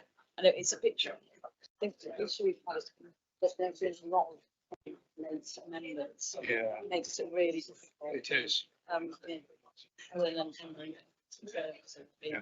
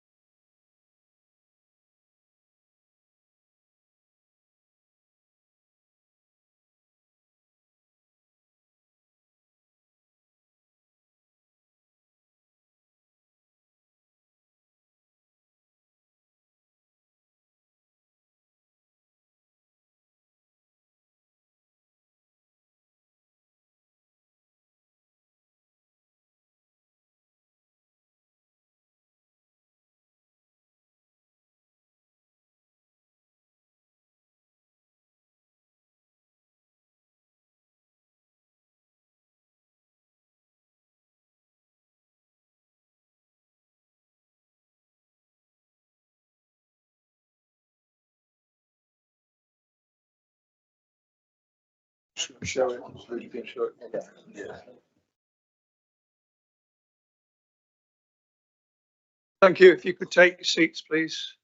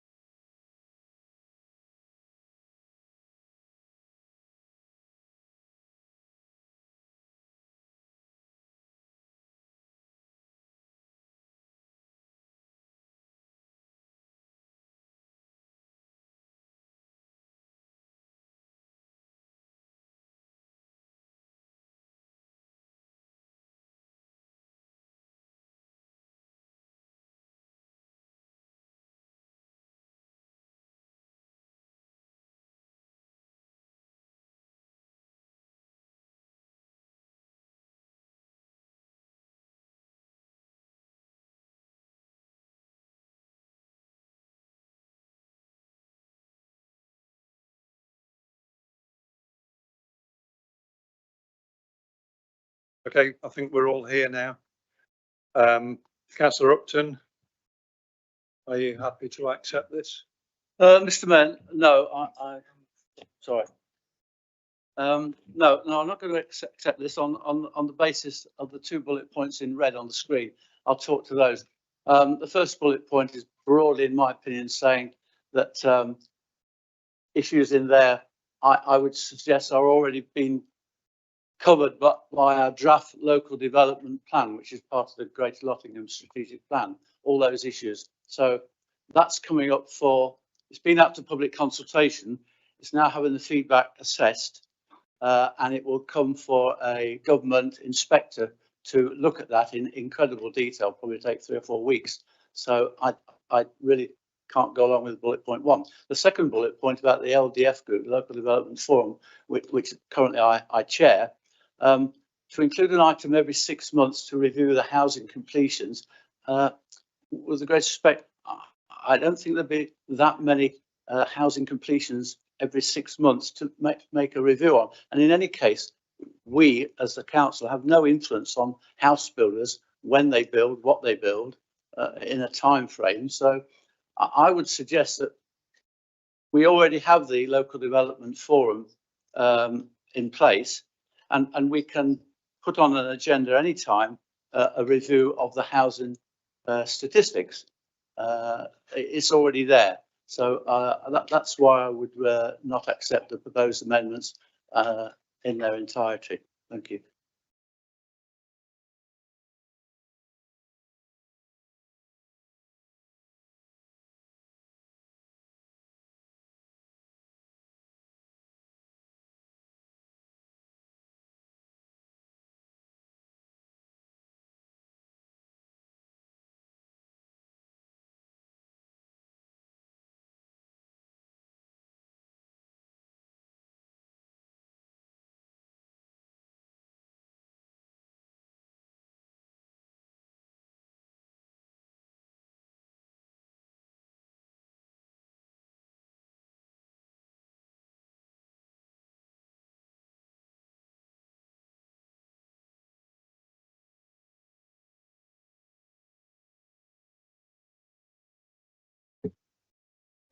I'm passing over to the monitoring officer.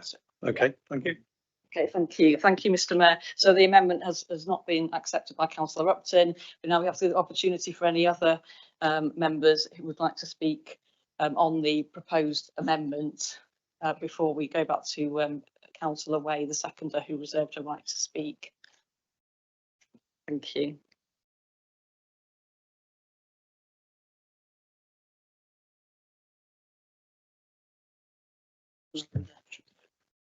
Councillor Richard Mallender, please. Thank you.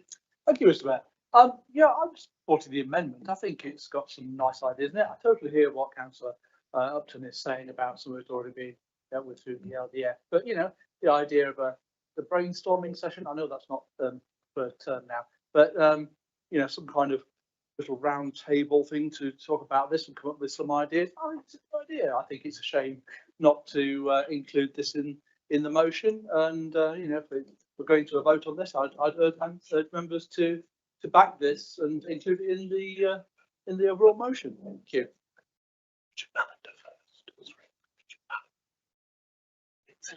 Councillor Birch.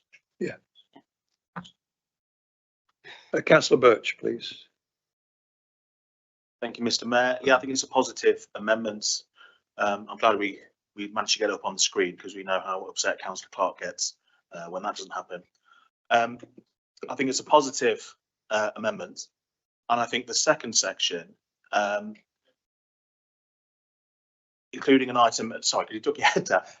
Include an item at least every 6 months to actively review housing completions, etc. If there are no completions, when we're not, I don't think it's calling for a standalone meeting. I think within the existing meeting, just an item, just a cursory, you know, check off that list.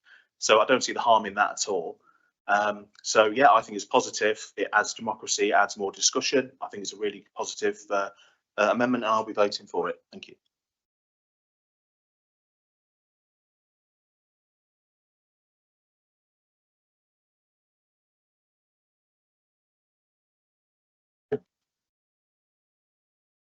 I have Councillor Solomon. I don't know if you still want to speak. Not on this. Okay, on to this. Thank Okay, you. Yeah. thank you. Okay.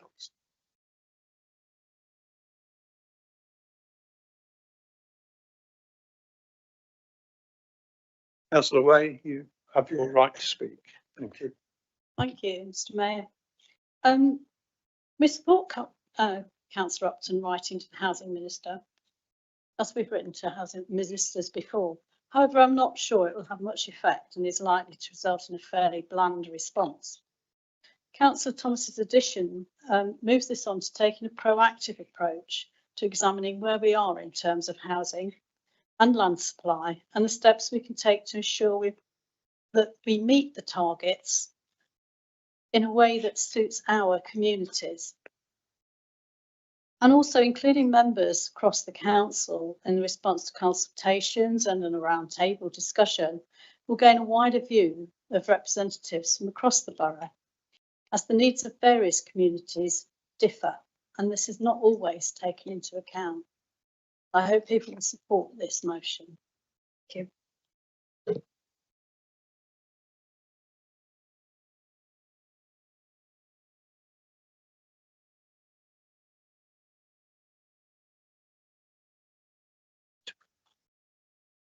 Councillor Thomas, you have the right to reply. Okay. Thank you. I think that Greater Nottingham Strategic Plan will be of no use, Councillor Upton, if our housing supply drops below 5 years. It will have very little teeth.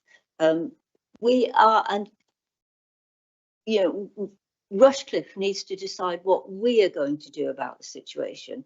It's all very well whinging to the government and making political points about it, but really we are in a situation where we need to take action about the 5-year housing land supply. We need to take action about the strategic supply of housing if the targets change. And if we just sit here and say, oh, it's nothing to do with us, the government's doing this to us, then, you know, we are victims.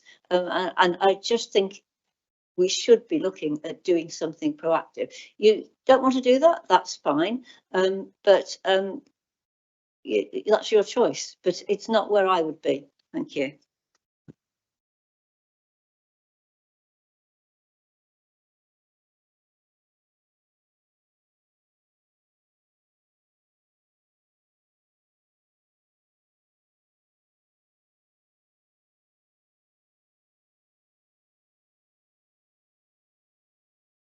Sorry, Councillor Upton, you now have the right to reply on the proposed amendments. Thank you. I'd rather go straight to the vote. Thank you.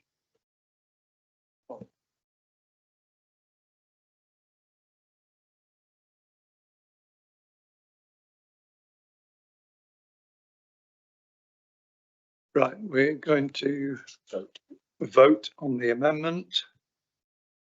All those in favour?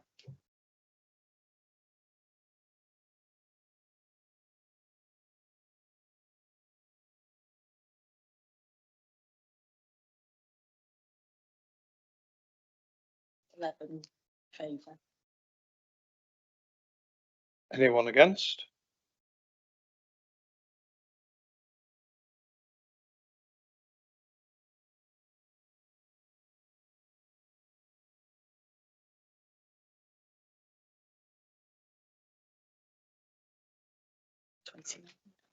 Twenty-nine against. Abstentions. Thank you. Any abstentions? Yes, so the amendment has fallen. The amendment has fallen. So we go back to the original amendments.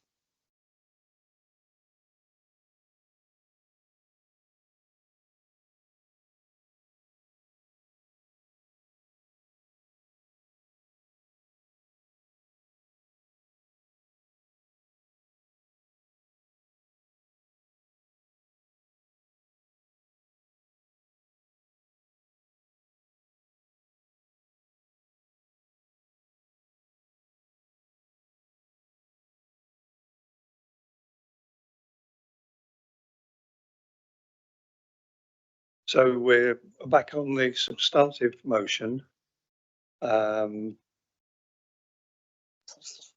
Councillor Solomon, thank you. Thank you, Mr. Mayor.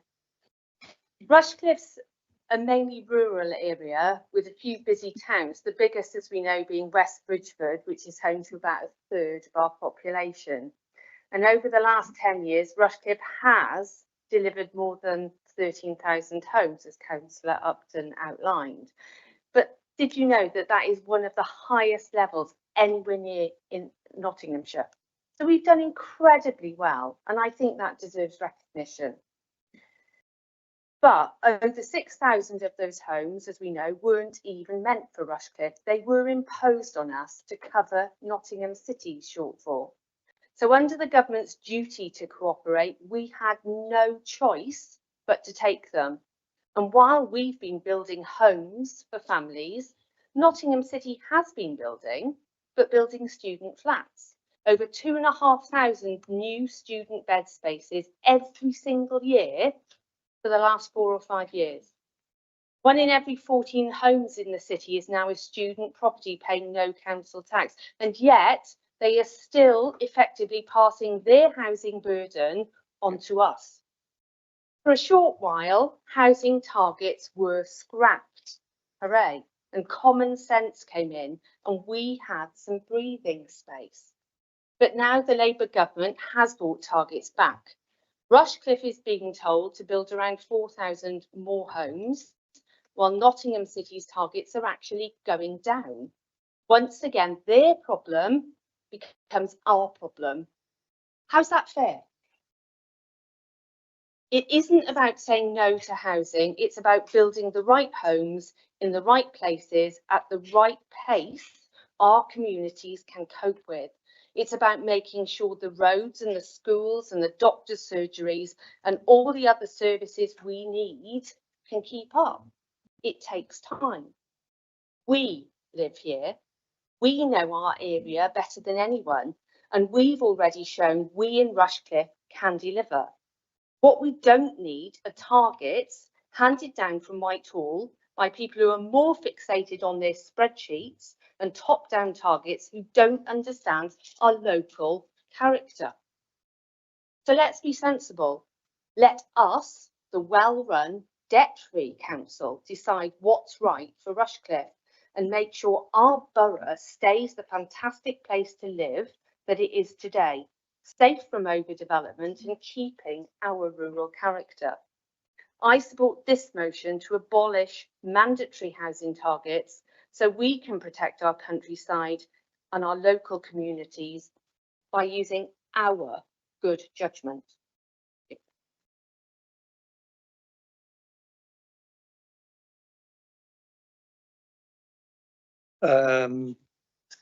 Up next, Jonathan Wheeler. Thank you. Thank you, Mr. Mayor. I think, actually, I'm going to disagree with you on Steve. This actually helps the city centre, the city council. I'll tell you why. Because, as Councillor mentioned, it's only oversupply student houses. Remember, see it on the Nottinghamshire Live a couple of weeks ago. We're still allowed to read that here, thankfully. And the issue is that you're still getting developers trying to build more student houses. And of course, the current planning guidance, the city struggling to say no to them. If we can have it where the city council and city centres are empowered to build more homes, not only to increase the council tax base, as we talked about before, which would help, also takes that impact away from our greenfield sites. I think one of the reasons why I didn't support the amendment, and I get what's talked about, that we should have more say over where the housing goes.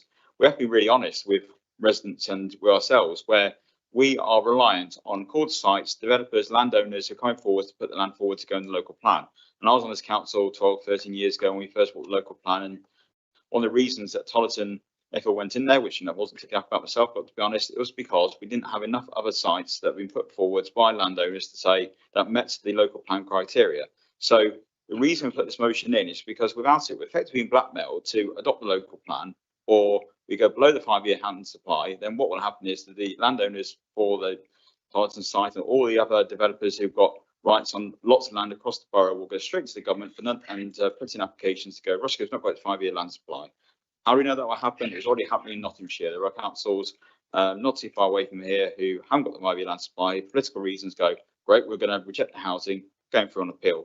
And just to give that personal reason why I know that that's to be bad is because the area I represent is Gampston. Ward, along with Councillor Verdi's not here tonight. 30+ years ago, that was put through an appeal by the Secretary of State. And this council didn't have the control about community facilities, about amenities. There's about 12 different landowners, about 500 yards. Labour Banks need to put a restraining order on me for all this time to go into his office to demand that we got some grass being cut along the Grantham Canal. And I saw issues to this day, and residents are suffering as a result of that. So that's why I know it can go wrong if we have sites go through. So the only way to stop that happening is to have the government to abolish the housing targets, look at it on a practical point of view, rather than just map and go where needs the house, which really help them not only increase their council tax base, but Also, our city centres are extremely undeveloped compared to other cities across the world. We have the infrastructure in our city centres like Nottingham with the train and the tram. So why not build the houses there where the infrastructure already is, rather than in the middle of the countryside where there's not enough infrastructure to cope? So I really hope everyone can support this motion tonight. Thank you. It's Councillor Jen. Councillor Jen Walker. Yeah. Thank you, Mr. Mayor. Yeah, a motion about how Rushcliffe could actually help residents who live in this borough stay in this borough, and also future residents who may like to live here, would have been far more dynamic and ambitious plan. But instead we kind of get a motion, and it seems to be a yearly kind of cycle of just saying no to housing, with no offering of any kind of solution to people not being able to afford to live in this borough. There's no suggestion of any kind of council housing. There's no talk of the tax that's from management companies, this extra tax that's on management companies. There's no talk of the farce that is affordable housing, which is effectively 80% of market value and the smallest housing on the state. So none of the things that you've offered actually is dealing with the housing crisis of which we are operating within. You just seem to want to keep Rushcliffe the same, and your vision is frankly not going to provide any solutions to what we have to face.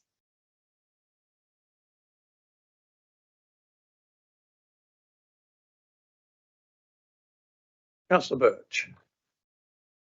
Okay. Chewings. Councillor Chewings.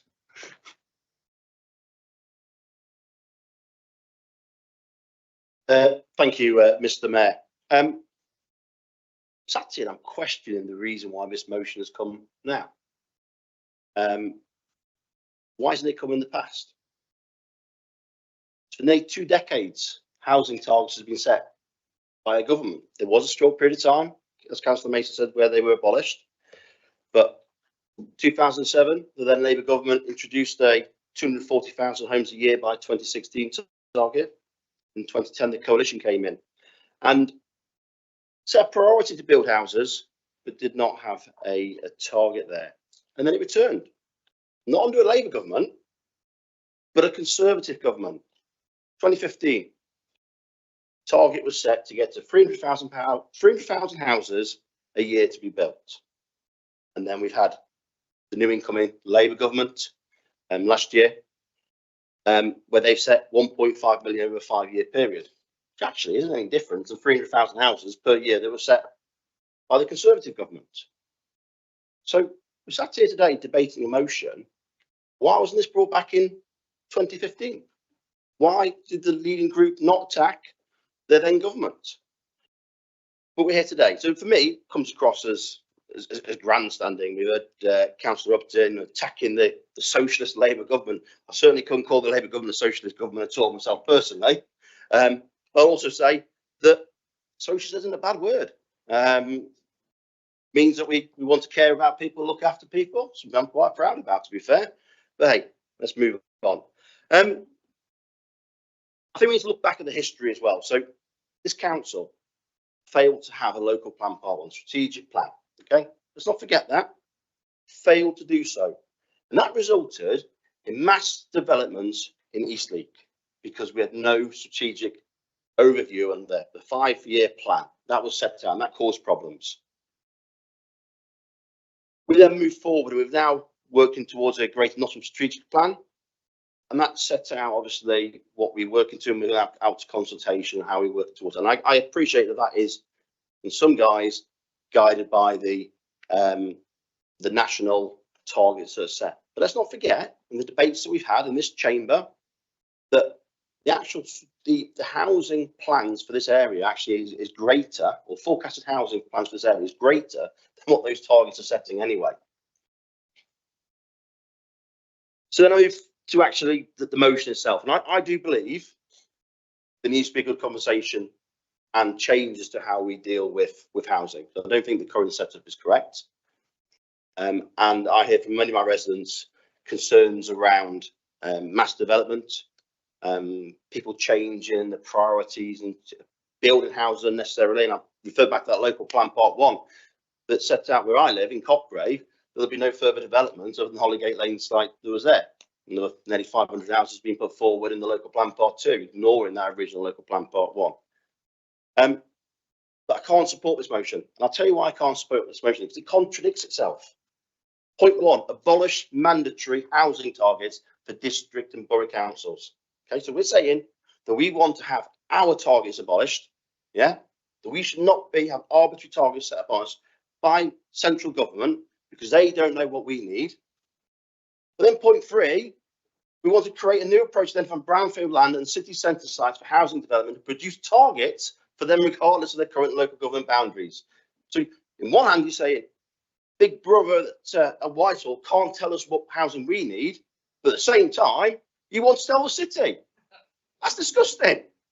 Absolutely disgusting. We do need change in housing allocation, but this motion is political grandstanding and nothing less.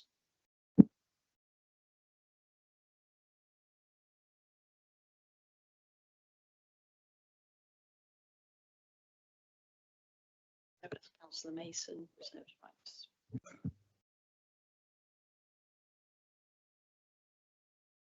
Councillor Clark. Councillor Clark. Thank you, Mr. Mayor. Just a few points. First of all, running through, and Councillor Calvert said we had to play catch up. Blimey, that's rich, considering, and in fact, Councillor Solomon was absolutely spot on, said it all, but they had to play catch up when we'd already been forced to take housing allocations from the city, 6,000, over 6,000 houses actually, from the city, which aren't to meet Rushcliffe's needs, they're to meet the city's needs. So how the heck he can possibly claim that we're playing catch up is just ridiculous. Saying, Councillor Walker said that we're saying no to housing. No, we're not. We're saying that we want to identify the housing that we believe that Rushcliffe needs, not what the government, again, I think Councillor Solomon talked about bureaucrats in Whitehall sitting behind computers, whatever. We want to talk about the reality of what Rushcliffe needs. And in terms of vision, crikey, vision. People want to come and live in Rushcliffe, for goodness sake. So, can I carry on? People want to come and live in Rushcliffe.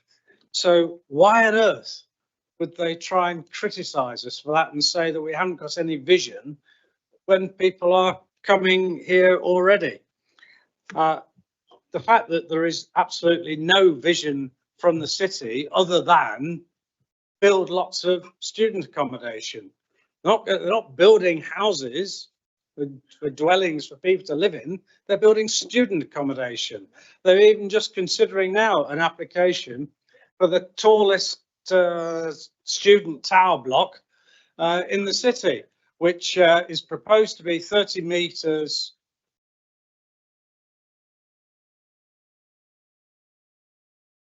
If Councillor Gowland had let me finish, I said they were considering it, and at the moment it's been rejected. But if she thinks that it's not going to come back again, then she's definitely living in clout cuckoo land.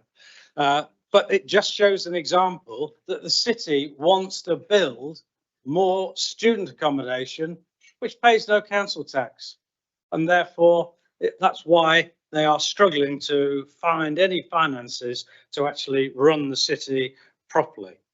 So Councillor Chewings talked about why has this motion come here.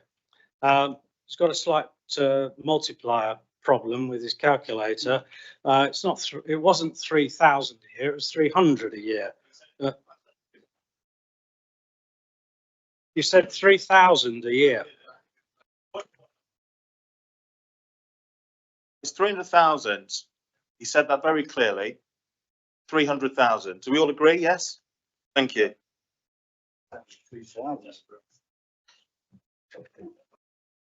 That was that wasn't the Rushcliffe housing target. He talked about 3,000 a year. Please don't say what I've said. Point of okay? order. Can we have some facts and some honesty introduced into this debate, please? It is an objective fact that the words that came out of Councillor Chewings' mouth were 300,000, not 3,000. Please stop repeating that misinformation.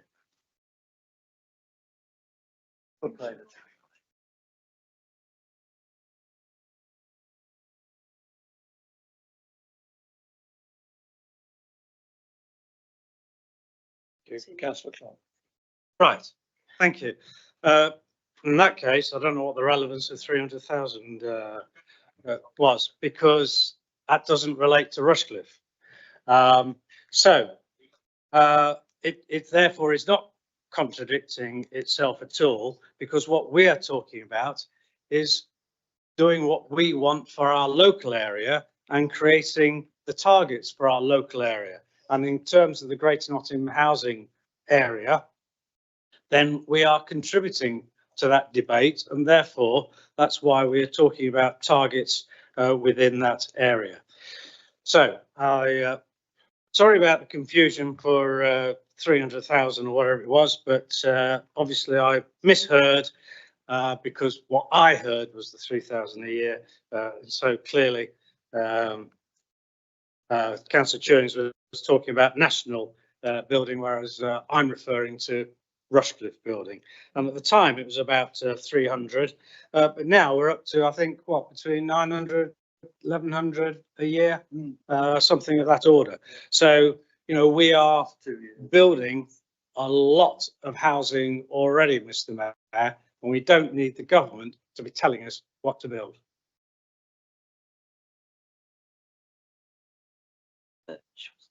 Yes, Councillor Birch, thank you. Thank you, Mr. Mayor. Just very quickly, I would like to point out in the previous meeting, Councillor Clark berated my colleague here for not standing to the Mayor, and his own mover of this motion did not stand. I'm fine with it. I think it's just an honest mistake, but I would just like to point out that inconsistency. I think we should all be treated equally in this council. So I do actually disagree with my colleague here, Councillor Chewings. I will be voting for this this motion, and I do take his point about point 3 being a bit inconsistent. I agree with him on that, but I do agree that power, for my political philosophy, is power should be as local as possible, not centralised. We should give it as locally as possible to the people. That's what I believe. So I don't think it should be centrally decided. So I will be voting for it. I would like to point out a couple of things, though, in spite of that. Councillor Solomon and Councillor Clark both mentioned the student housing in Nottingham City. I do think that's a bit disingenuous, in the sense that comparing flats and apartments to family homes is not a like-for-like comparison, and there's a bit more complex than that, and I think you know that, and you're playing a little bit of a political card there. But in fairness, I think it's unreasonable to compare them in that way. I fully accept that there was a duty to cooperate, and a large number of houses had to be built in that, and we didn't realistically have an option. I totally accept that, in fairness to the ruling group. Some would say, in effect, that made it mandatory because we didn't really have any legal wiggle room to go, but that's semantics.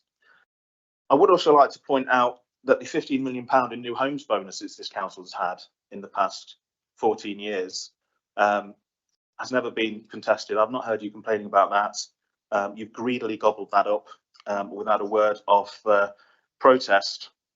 And again, regarding the allocation, a large number of houses have come to us through the standard method, which basically, in a nutshell, means that because we're so affluent, that's why we've been allocated more houses than other areas. And that's the same affluence that you use to justify being in the lowest 25% when it comes to budget time. Now you're complaining about that affluence because it means we're being allocated more houses. So again, it's an inconsistency. It's a little bit hypocritical, I think, and I think it's legitimate to point that out. So again, just to reiterate, and thank you, Councillor Clark, for being gracious enough to accept you had misheard. Councillor Chewings did say 300,000, and he was referring to the national figures. But I do thank you for being gracious in finally realising that. And yes, I will be voting for this. And again, it's just a great way of showing if you're an independent councillor, you can respectfully disagree and vote in different ways. Thank you. Thank you very much. Next is Councillor Gallen. Really didn't want to talk on this motion, but hey, people want to come to live in Rushcliffe. Yep, they do. Actually, I hate to tell you, it's probably not an awful lot to do with Rushcliffe Borough Council. It's probably quite a lot to do with the schools, at least in my area. And of course, the fact that people live here and then they have children who quite like to stay. Yeah, but they can't. Because they can't afford to stay. You know where they live? Most of my friends' children live in the city. That awful place across the river. The place that builds houses for students. Now, I was going to bring this up in the next motion, but you know, if you live in Lenton, I keep repeating myself, don't I? If you live in Lenton, you're probably quite pleased to see those student flats going up. If they live in Lenton or they live in the student flats and not paying council tax either way, are you suggesting either that the students live on the streets? Is that the suggestion? Or is it the suggestion that we close the universities? I'd like to know what your suggestion is to the student housing problem, because I don't seem to have us one. We could close the university, that'd be great for the economy of Rushcliffe. I mean, seriously, I'm seriously asking you. You will not shake your head like I'm being stupid. So where would the students live? I'd just like to take an intervention. Where would the students live? No, okay, thank you. Question. It's fine. I'll wait for the answer. No. They have no answer. They have no answer to my question. I think it's also going to be brought up later, but actually a lot of housing has gone up in the city. I mean, I don't know if you ever go into the city. You know, there's the whole of the Meadows is being redeveloped, the whole of Trent Basin. There is more to be done, I agree. But of course, people who live in towns don't want to live with no green space. You know, we love our cities and we love our green spaces as much as anybody. You know, we have parks in West Bridgford. Nobody's suggesting we build on the parks in West Bridgford. So people in the city also deserve green spaces. And I think a lot of people who've seen it think the green space around the Broadmarsh is very good. They could have built houses there. I suspect they're going to build houses on the Broadmarsh, which will be good. So let's just stop kicking the city because it's just stupid. And yeah, I'm a socialist too, Keir.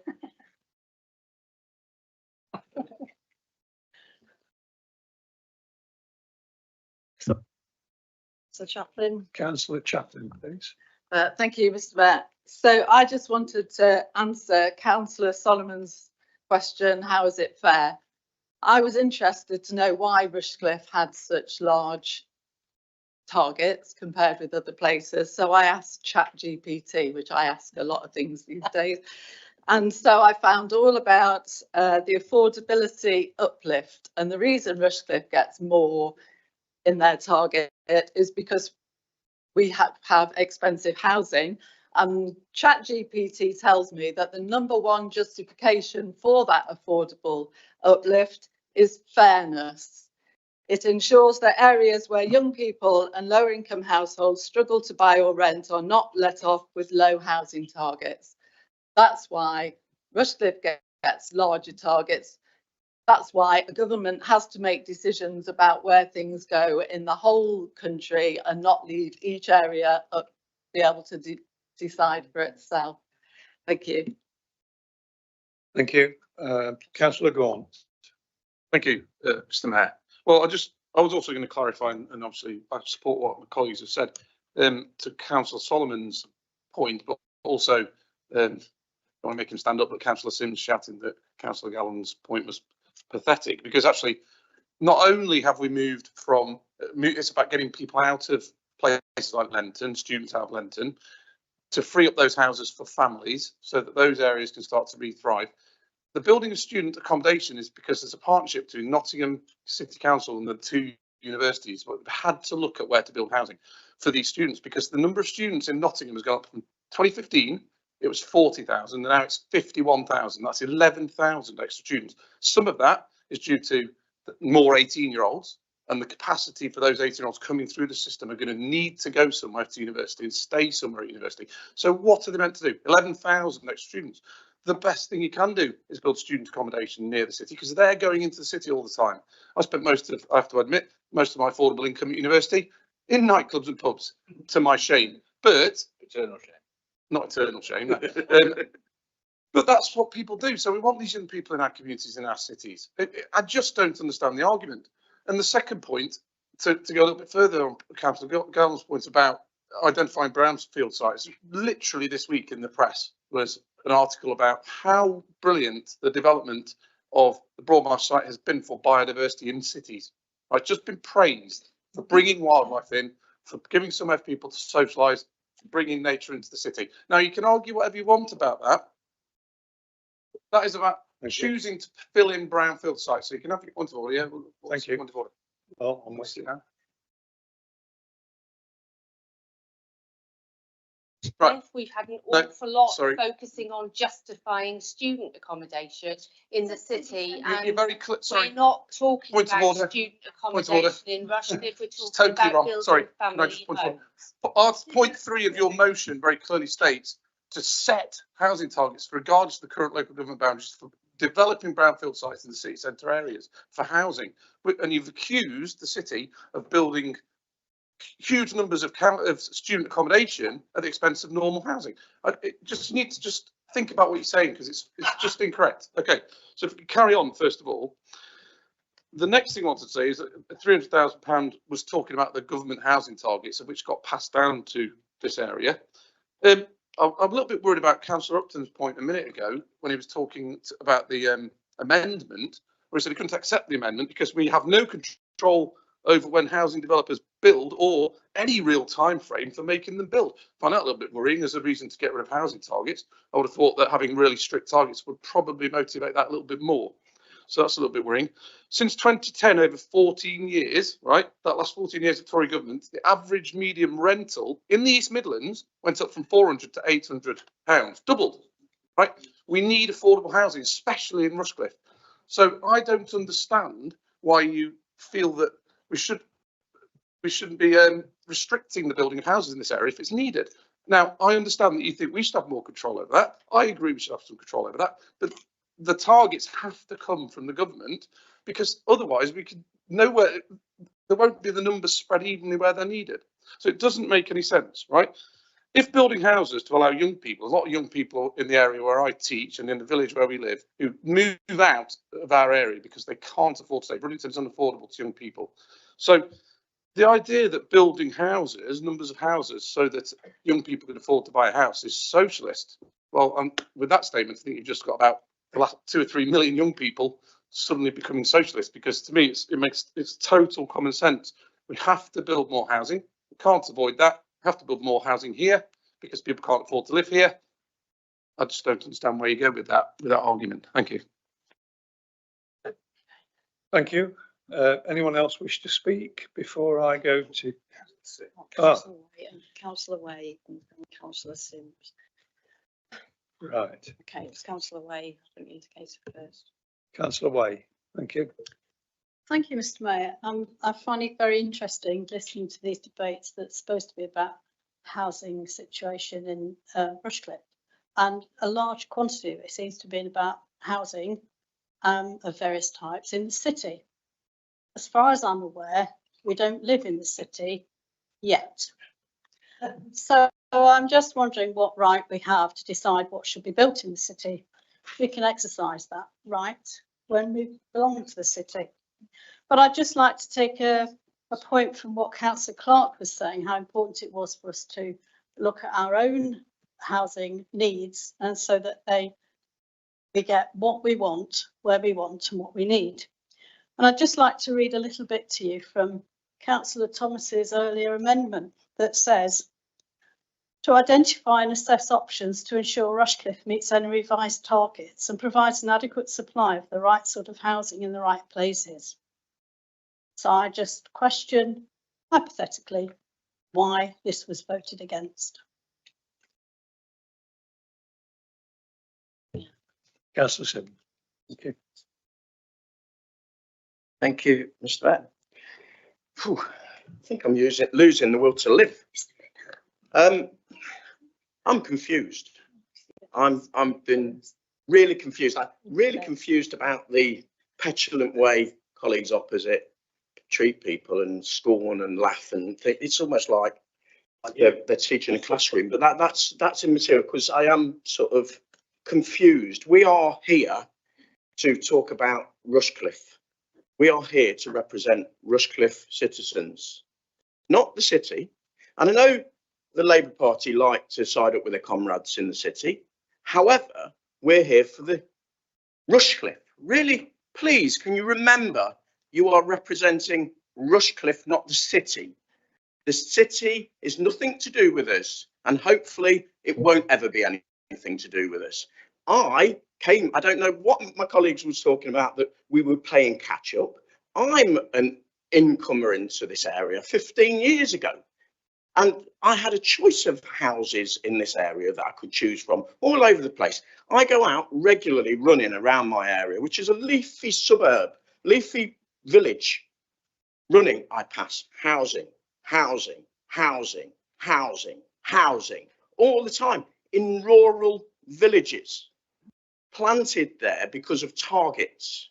It's about our citizens, it's about our community, it's about our environment. It isn't anything to do with the city. The city have their own problems. We need to deal with ours, and that's why this motion is attempting to deal with ours, because they'll sling lots more at us because we're so willing to build, and that is bad for the environment, bad for nature, and eventually will create ghettos, and I don't want to do that. We need to do it proactively, constructively, with joint opinion on all sides, and work together, rather than city, because they're trying to get their chairships when they move to the city. I am tired of it, the smoke and mirrors. Thank you. Thank you very much. Mason. And then, oh yes, sorry. Yes. Councillor Brenter. Thank you. Okay, so I go to a lot of Labour Party meetings, a lot of community meetings, and I don't hear very often anymore the words comrades and socialism. It's very reassuring to come here and realizing that Keir Starmer is a socialist against his willing, and he's leading a socialist Labour government. So you say we should represent Rushcliffe. I don't know now today who am I supposed to represent. Am I supposed to represent the socialist Labour government, the socialist city council, the students? I am lost. I'm spoiled for choice. So let's go to the point. The Labour government has prioritized house building on brownfield sites and on grey land. So building on brownfield sites that are often located in urban areas, but as Carrie said, not necessarily only, they can be. It does offer a practical and sustainable solution because it makes use of land that has already been developed, and I suppose it can be typically where housing is needed. But we should also acknowledge, first of all, not all brownfield land is in the city, some is Iraq, but we should also acknowledge, and it has been mentioned by Councillor Golan, that not all brownfield sites are suitable for construction and should be rebuilt. Many have evolved into green vital pockets, supporting wildlife, cooling our cities during heat waves, and offering much needed relief to residents in densely built areas. And I agree with Councillor Mike Gone, we should take inspiration for urban regeneration projects like the Broadmark scheme, where previously neglected land has been transformed into green oases for commuters and residents alike. And these are examples that show us what's possible when we think creatively. I do agree that the green belt plays a crucial role in preventing urban sprawl and the merging of towns. But that doesn't mean that green belts should never be considered for housing, not least because of the scale of housing building that's needed. And let me say that last is not my quote, it's the Friends of the Earth quote, that you may say they are as well socialists, I suppose. Parts of it, what we have to remember though about green land is that parts of it now are intensely farmed and largely inaccessible to the community they surround. These areas, they are often devoid of any nature and they offer very little public benefit in their current state. So when land is released, we have a responsibility to restore nature and ensure public access. We have to create spaces where wildlife can thrive and communities can connect with the natural world. We need to call for the greening of the green belt with natural restoration and access at its heart. And I believe that housing development and environmental stewardship are not really mutually exclusive. They should go hand in hand. I don't think this is a question of building everywhere and every touching the green belt. It is about making informed, balanced decisions, decisions that meet our housing needs while safeguarding nature for future generations. With our partners in the cities and other district councils, we need robust processes that allow a proper examination of all the issues and all voices to be heard to arrive at more consensual outcomes as a partnership, not in continuous opposition. Thank you. Councillor Mason, you have the opportunity to respond. Thank you. I seem to have been waiting a little while, but it's been an interesting debate. I haven't agreed with, but never mind. I represent Tollerton, where nearly 4,000 homes are planned on the Gamston site and Tollerton airfield. I have the problem, but if not there, where will they go? Nearer and around Tollerton village? No. Huge pressure is being put on Tollerton village at this time. I believe local councils are in a better position to understand what works best for their area, not central planning by the state. I'm sorry, I'm going to mention the wrong Nottingham City, but also we do not need Nottingham City telling us it could not accommodate more housing when they have a higher number of brown or newly defined grey belt sites than us. Rushcliffe has been given higher targets, the city lower targets. Not fair or reasonable. So I will support this amendment. Thank you.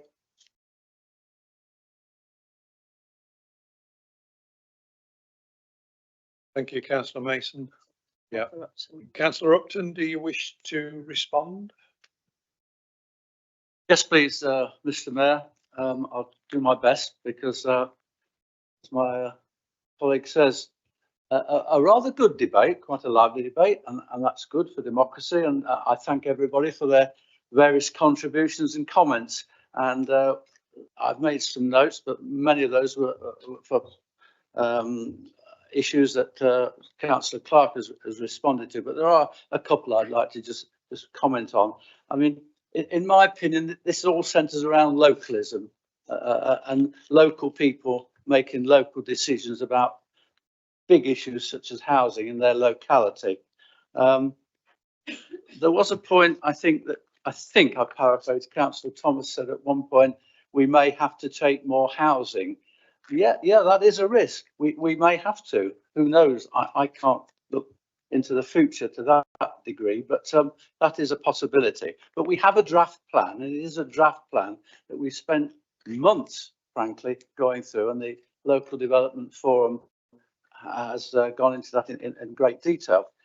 Councillor Jen Walker did, I think, comment about the lack of affordable housing or people having to move out of their environment because there was a shortage of housing that was suitable for them. I'd just say that all our sites in our local plan, the current plan and the future plan, have around a 30% affordable housing target. And I don't propose to spend hours this evening. There isn't time to debate how do you define what is affordable. But the point I'm making is there are affordable homes, part buy, part rent, whichever mix. There's a variety out there. We are not a council housing house holding authority. We haven't been for 20 odd years or more. And I don't think anybody on this side of the chamber would say that we ever are going to be a council house building, or I prefer to call it social housing authority. That is the responsibility today of housing associations within the borough, and they have a mix of various types of housing for different occupiers. The draft plan that we are waiting inspection of by the government does have a surplus or a buffer within it. We have included a few thousand houses in there in case we have to take more housing. And we had a very tight timescale to get this local plan out to consultation, because we were up against a government option to carry on without a transition or go back to a starting point almost, where it would have been far more onerous for us in workload, time, and potentially more housing than we have at the moment in our draft plan. I do take note of the 5-year land supply issue. Yeah, Councillor Thomas, I know she shares my concern about that, and it does vary up and down, but I accept there have been some delivery issues, particularly on our large strategic sites, Fareham and Tollet and Gamston and places like that would be coming to mind. But they are being resolved. They do take time, and I've every confidence that we will hold the land supply, and that, as you know, will stop unplanned development in areas of the borough that we frankly don't want to see it, which has happened as I know in the past. And I take the opportunity of thanking Councillor Churins for a very eloquent history lesson, and I learned something from the way back in time before I came into this council, so thank you for that. To conclude, I think my notes would say a little bit of repetition, but we've taken a lot of housing, much of it forced upon us, as Councillor Clark said in the early days, and I did, 6,000 odd. We had to take, we had no option to help the City Council out. But housing is an important national and local issue. I get that. And I also get it that Rushcliffe's a very desirable place to live. Lots of people want to come and live here. But, you know, there has to be a balance. There has to be a reasonable compromise. We can't just build. 10 seconds build, left, build. Councillor Upton. Thank you. So we're creating our local plan. We're creating it. We prepare it. We know what's best for our local area. We are best placed to produce our local plan with our local knowledge. And we really don't need any mandatory housing targets from central government or for anybody else. So thank you, Mr. Mayor. Thank you, Councillor. Sorry. Is it Okay. possible now we're recording vote? We need to have four. We need four to vote for. We need four We need four. people, the councillors. Yeah. 2, 3, 4, yes. Thank you. Thank you.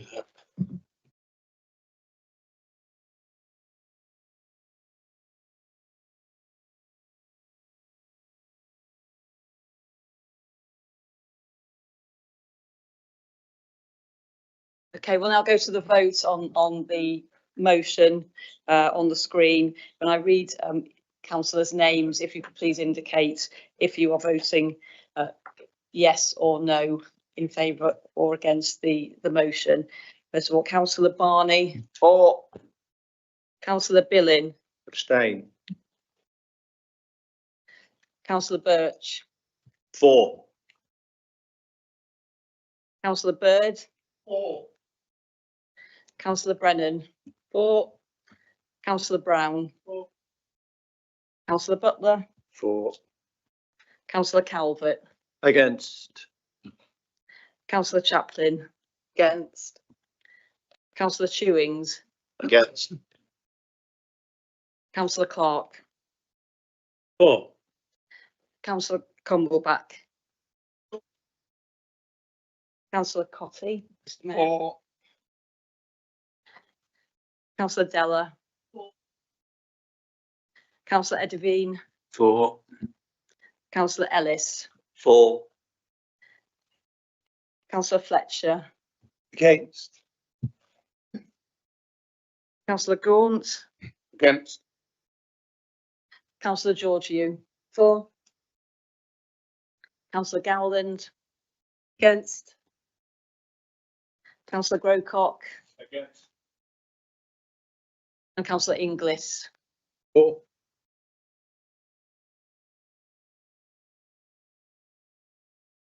Councillor Richard Mallender. Yes. Councillor Sue Mallender. Against.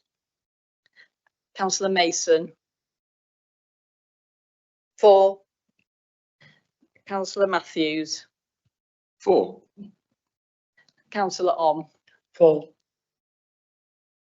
Councillor Perec. For. Councillor Phillips. For. Councillor Plant. Councillor Polenta. Councillor Regan. Councillor Sims. Councillor Solomon. Councillor Thomas. Councillor Upton. For. Councillor Jen Walker. Yes. Councillor Rex Walker. Councillor Way. For. Councillor Wells. Councillor Gordon Wheeler. Councillor Jonathan Wheeler. And Councillor Williams. For.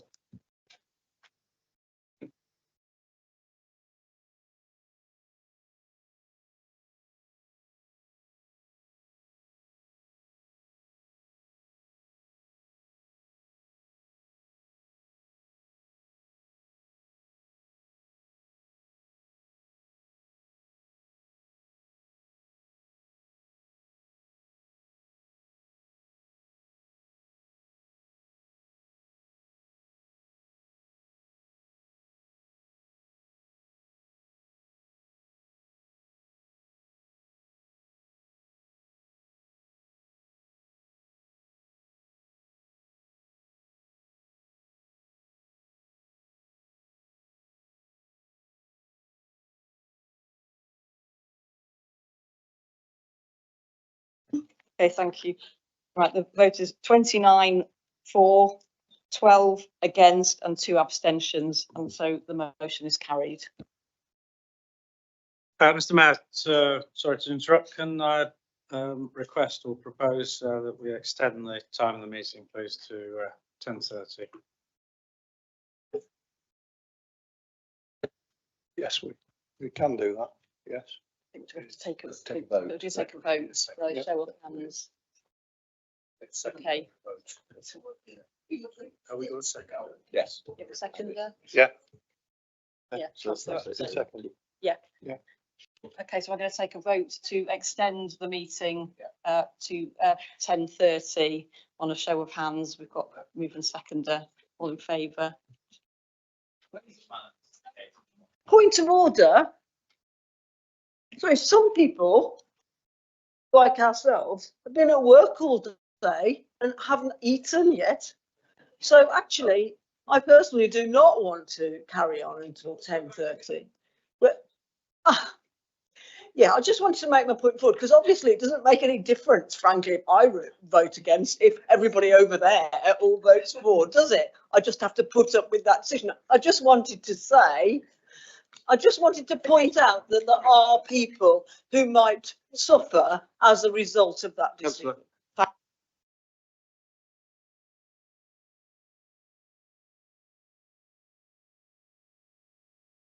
Okay, so we're moving to the vote. All those in favour of extending the meeting till 10:30? Okay. So this is for extending the meeting.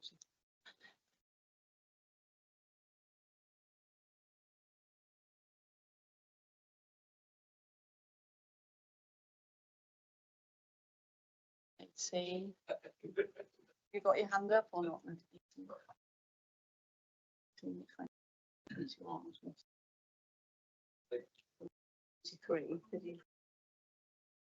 got 26. Yeah. Yeah, so any against extending the meeting?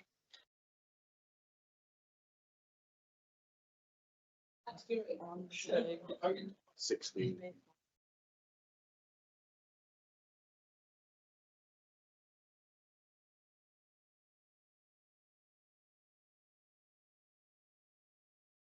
Yeah, but yeah, the votes that read, so the meeting is extended till 10:30.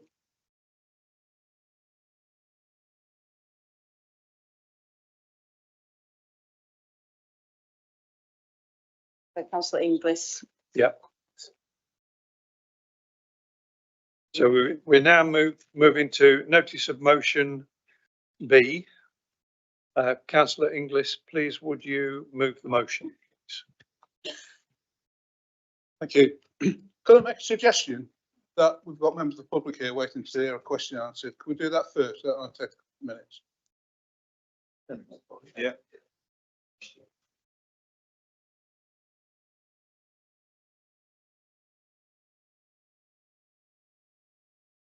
You, Mr Mayor, if you. I shall move it to Next. the question for councillors. Councillor Chewins. So I would ask Councillor Chewing, would you like to put your question to Councillor Inglis?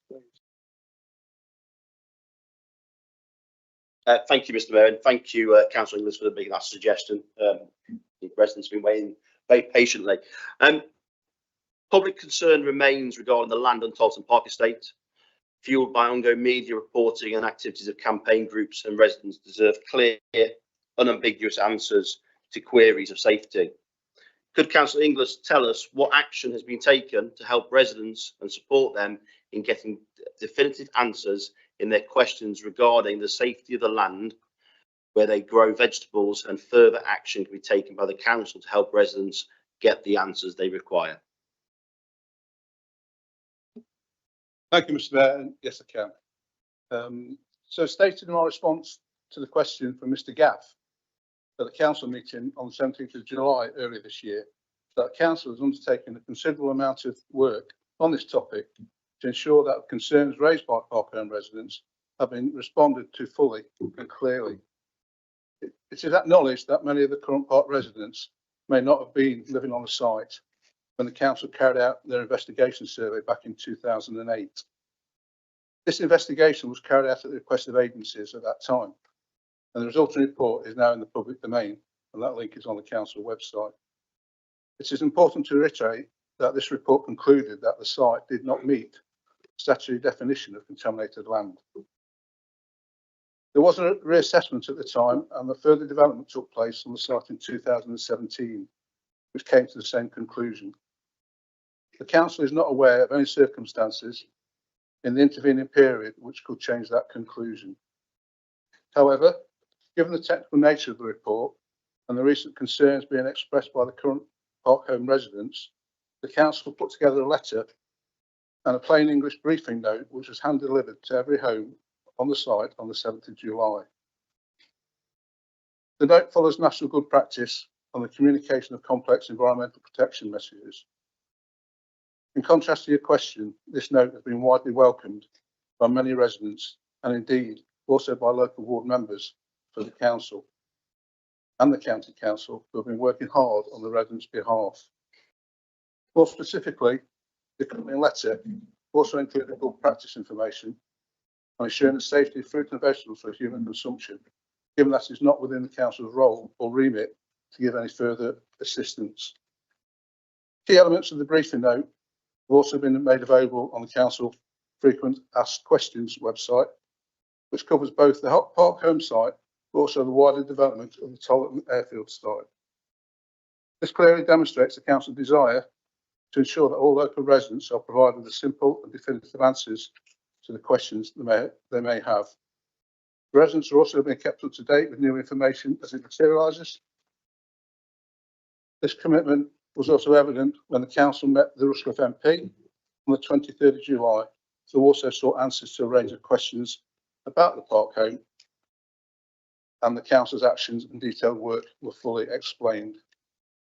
The council also continues to work with other relevant agencies such as Nottinghamshire County Council, Public Health and the United Kingdom Health Security Agency, and will add further information to its FAQ site when it becomes available.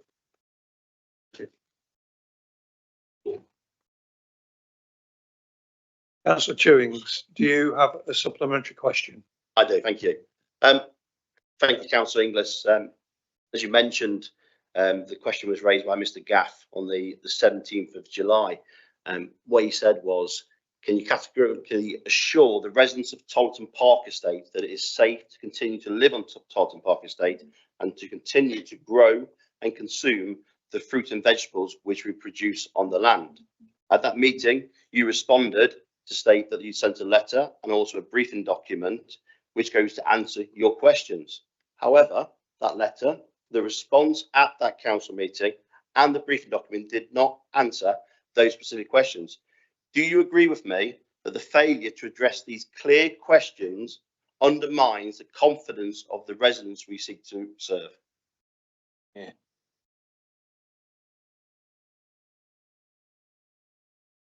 Yeah, thank you. As I said before in the previous bit, we're not in that position to give that advice. It's not possible. It would be very unwise to provide a categorically assurance that there are too many variables. It's not within our role and the remit to make such a decision on homegrown produce. So all we can do is provide advice and guidance based on the investigation and information that we've held on file since 2008.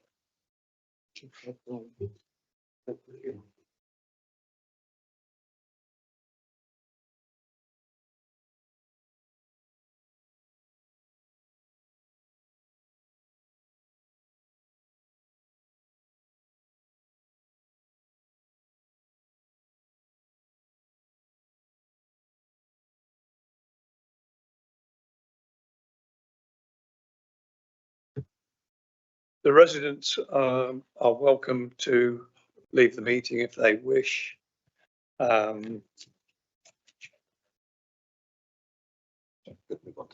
Yes, we're moving on to the motion now, please. Yeah. Sorry, just if you are planning to stay, that's absolutely fine. If you are looking to leave, you'll have to go out the back door. So through the doors at the back, they're not through the side entrance. Okay, thank you.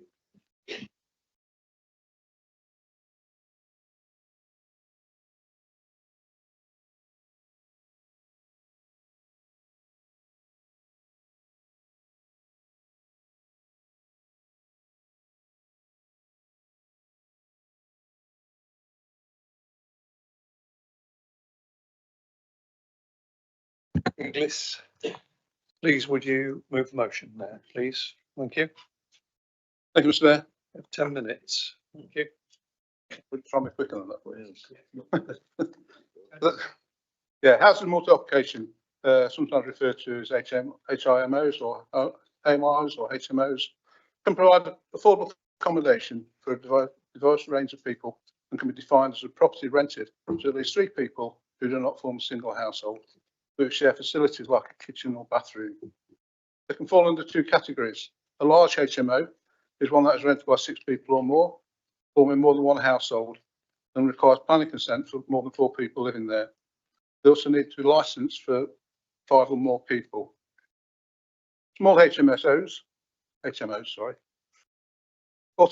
automatic permitted development rights allow the property owners to convert single homes or residential properties classed as C3 into an HMO class 4 without the need for planning permission. These are usually family homes that are converted to accommodate at least 3 unrelated individuals. Are we seeing an increase in these? Are we likely to? Is an increase something we need to investigate? Show any impact on our local communities? I think we do. And we have a responsibility for both residents and their occupants. Looking at the data going back to 2014, we know how many large HMOs we've got. We've had 31 applications. 17 of those were approved, 15 of those in West Bridgford, one's in East Leek, one's in Sutton Bonington. The half of them were refused. The small HMOs, we don't know, because people just go and deal with them. We don't know where that data is. So what we're asking for is Article 4.1 direction for the HMOs. This ensures that the council is able to consider and control the impact on the local area before the development is authorised, such as impact on key public considerations, including amenity, noise, parking, waste and housing balance. Utilising Article 4.1 of the, I missed that bit out, of the Town and Country Planning General Permitted Development England Order 2015, to keep it accurate, is not a new thing. As according to the latest 2023 records that I've been able to research, there are at least 85 such councils who are managing their HMOs with an Article 4.1 direction in place for the whole council area or a target for specific streets or areas. Rushcliffe Borough Council should play something.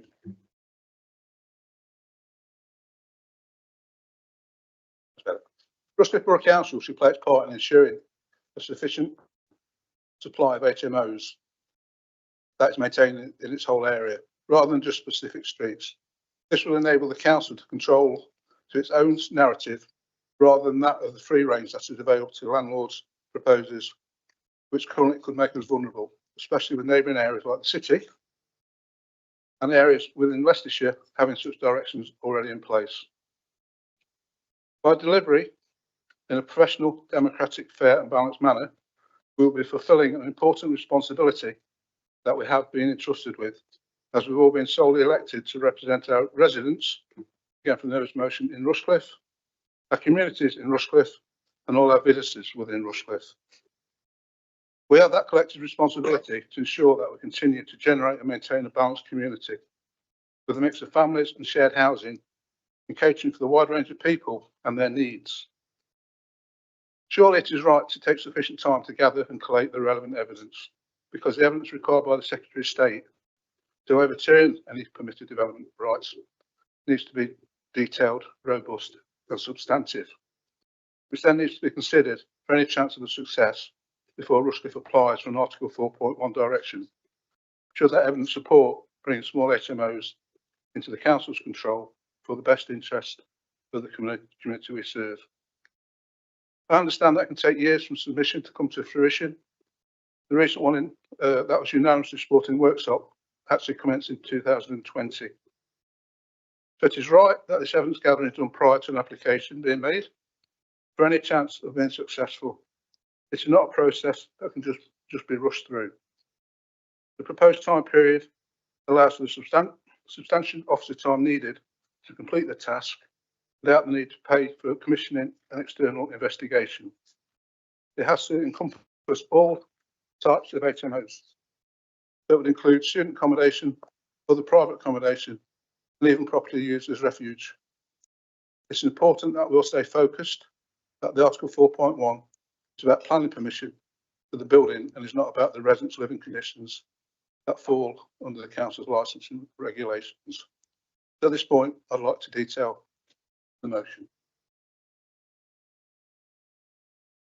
That's to investigate and collate an evidence base to look at whether there is a case for introducing an Article 4 direction across Rushcliffe, to enable this council to assess proposals for HMOs on a case-by-case basis through the planning process. This will allow the local residents and councillors to be consulted and consider the impacts of such proposals. The second part, bring a formal report to Cabinet by the end of February 26 to enable it to consider the evidence subject to it being available and the completion of the public consultation, and if justified, recommend that direction be made. Thank you. Councillor Thomas, you have asked to second the motion. Thank you. Yes, Mr. Mayor, I second the motion and reserve the right to speak. Thank you. Thank you. So for any discussion, Councillor Valenta to be asked to speak first, please. Thank you.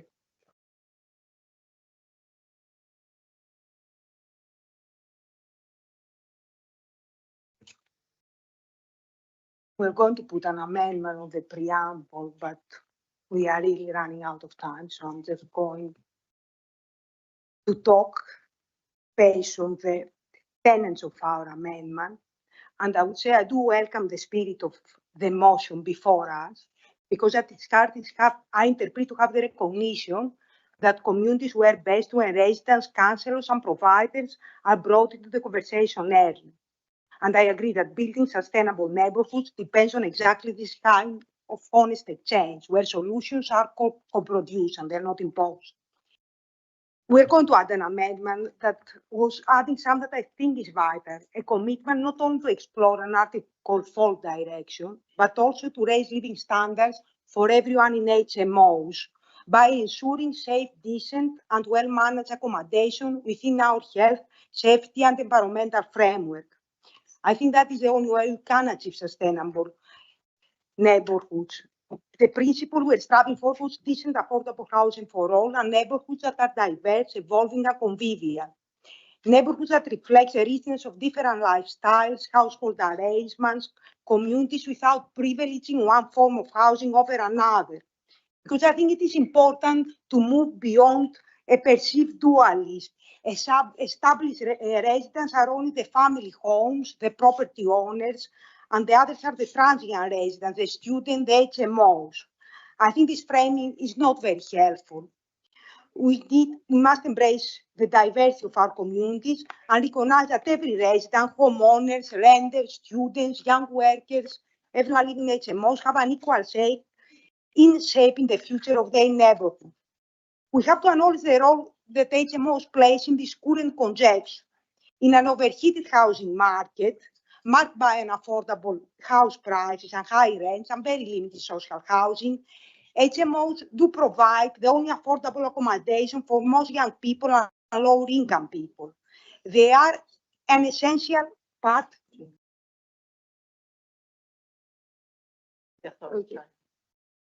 of a balanced housing provision. Yes, we cannot ignore that some of them, even in our borough, can be overcrowded, they can be poorly managed or substandard, whereas tenants pay quite high rents. That is why raising standards it is essential, because the principle is clear. The tenants deserve dignity and safety too. But at the same time, we must respond to the concern residents most often raise about waste, about noise, about parking and management. Where HMOs are approved, the council must be proactive, requiring proper waste provision, strengthening residents' parking schemes, and using licensing powers to hold landlords accountable. An Article 4 direction has its place, not as a ban, but as a tool for democratic oversight. But regulation alone is not enough. Truly sustainable neighborhoods are not singular or segregated, family home here, students somewhere else, HMOs somewhere else. But it means we have to accommodate and recognize that cohesive neighborhoods accommodate different type of arrangement, different ways of living. I think we should investigate an Article 4 direction, but also commit to the higher standard, safe, decent housing for all, and neighborhoods that bring people together rather than push them apart. Because when we leave standards for the HMOs, we leave standards for all of us and for our neighborhoods. The key questions we should hold at the center are these: is the housing safe and decent? Is it well managed and landlords accountable to tenants? And how do we ensure every household, whatever its shape, is part of the community fabric?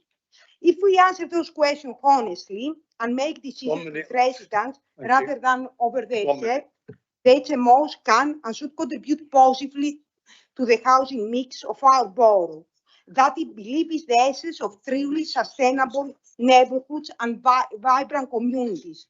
Decent housing for all, because every human being deserves a secure home. So we are moving the amendments put there, so we are moving it. Do we have a seconder for the amendments?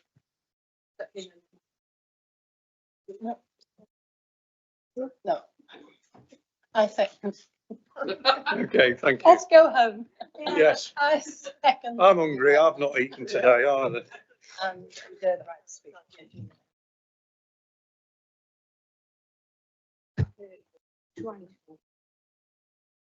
Okay, regarding the amendment, I think that the basis of time is something we want to actually get through on this. In principle, yes, we accept that amendment, except for that last line on number 1, where it's the quality of housing proposed. I feel that, yeah, I just feel that comes under licensing rather than planning. We can't. No, go for it. We want to accept it, but it's In that case, Again, motion is accepted. accept it. Yeah.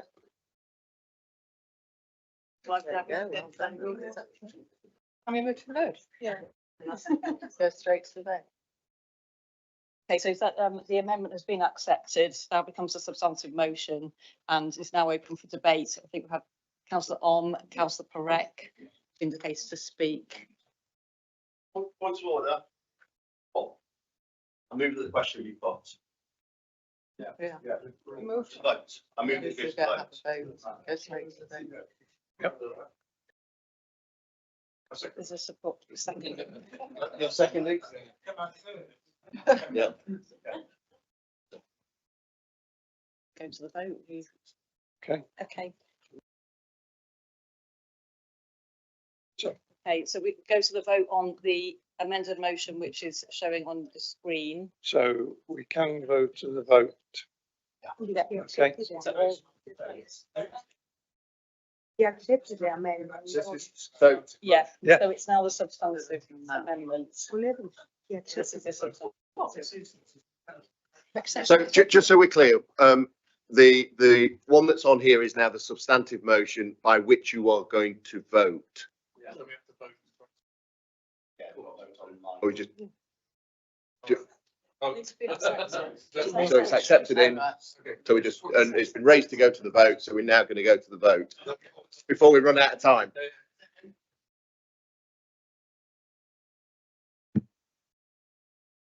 And Oh, okay, if you want to go to the vote. So all those in favour of continuing and going to the vote? Anybody against? Any abstentions? Carried. Therefore, we're now going to go to the vote for the substantive motion that's on the screen that you see in front of you.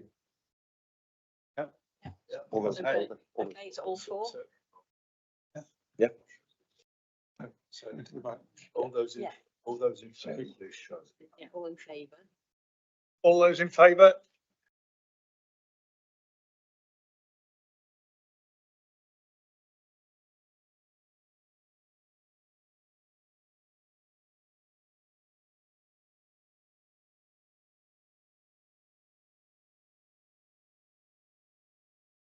Good 40. Any against? Any against? Any against? Abstentions? Yeah. Any abstentions? So the vote motion is is carried. carried. The motion is carried. Before you disappear, every councillor has got this piece of paper in front of you. So it's for the Remembrance Sunday on November the 9th. And